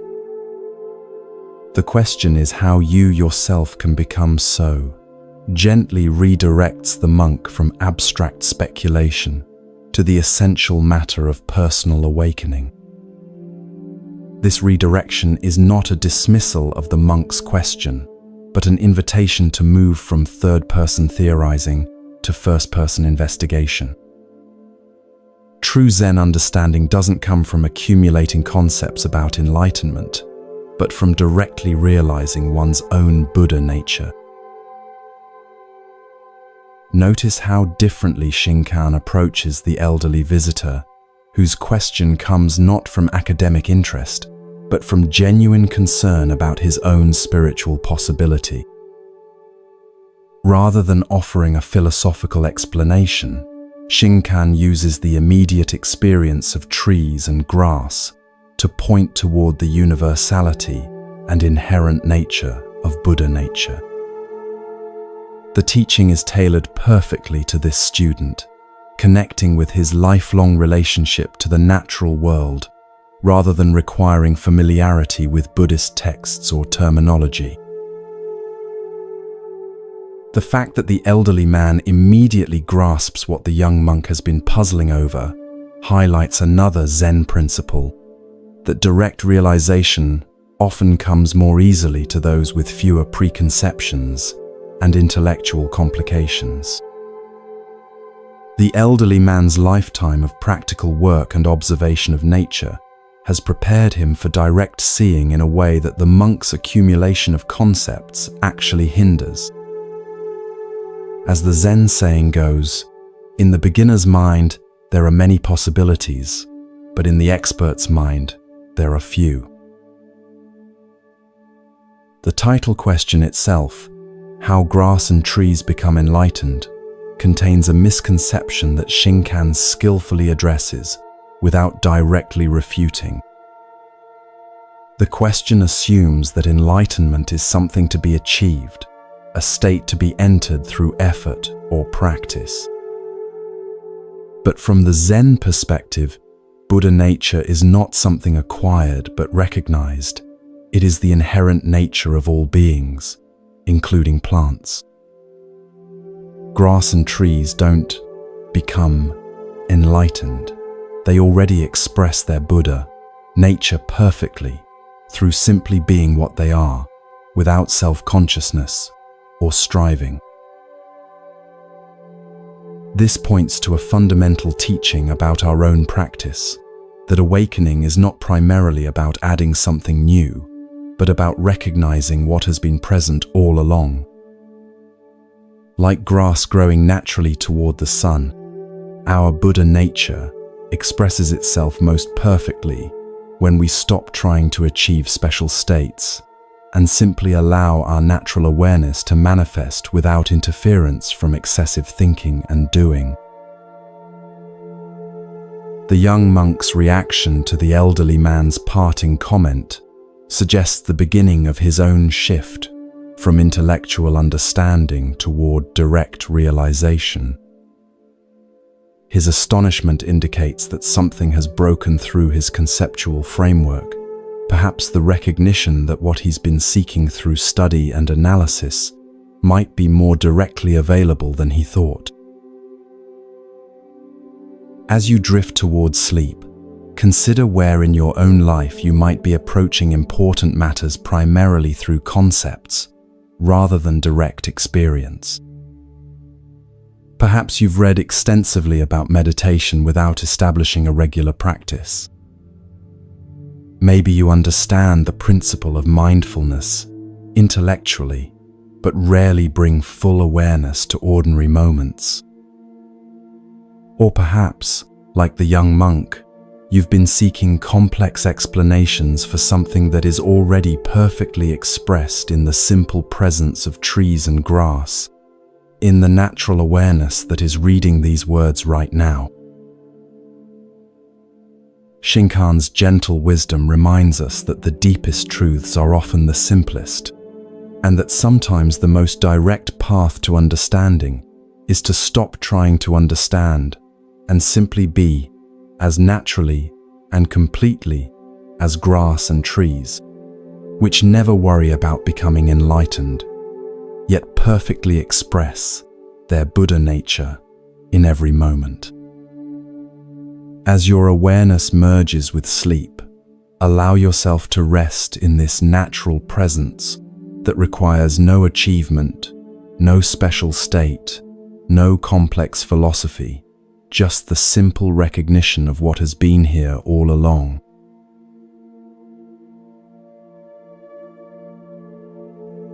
As our first journey through these ancient wisdom tales comes to a close, allow these teachings to settle gently into your heart.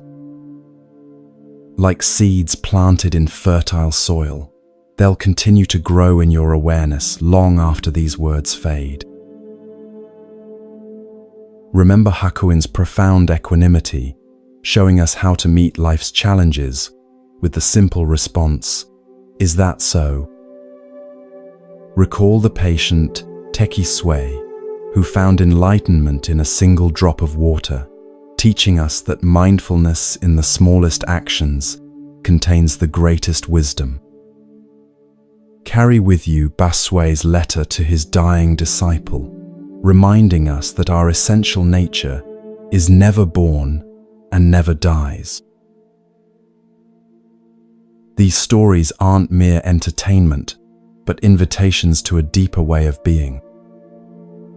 As you drift towards sleep, allow their wisdom to work silently within you, transforming your understanding without effort. From all of us at Moonmind Temple, may you rest in profound peace, knowing that the wisdom you seek is never far away. It lives in your every breath, in your open heart, in the natural awareness that is your birthright. We'll continue our journey together in part 2, exploring more treasures from the Zen tradition. Until then, sleep well, dream deeply, and awaken to each new day with the fresh perspective these ancient teachings offer.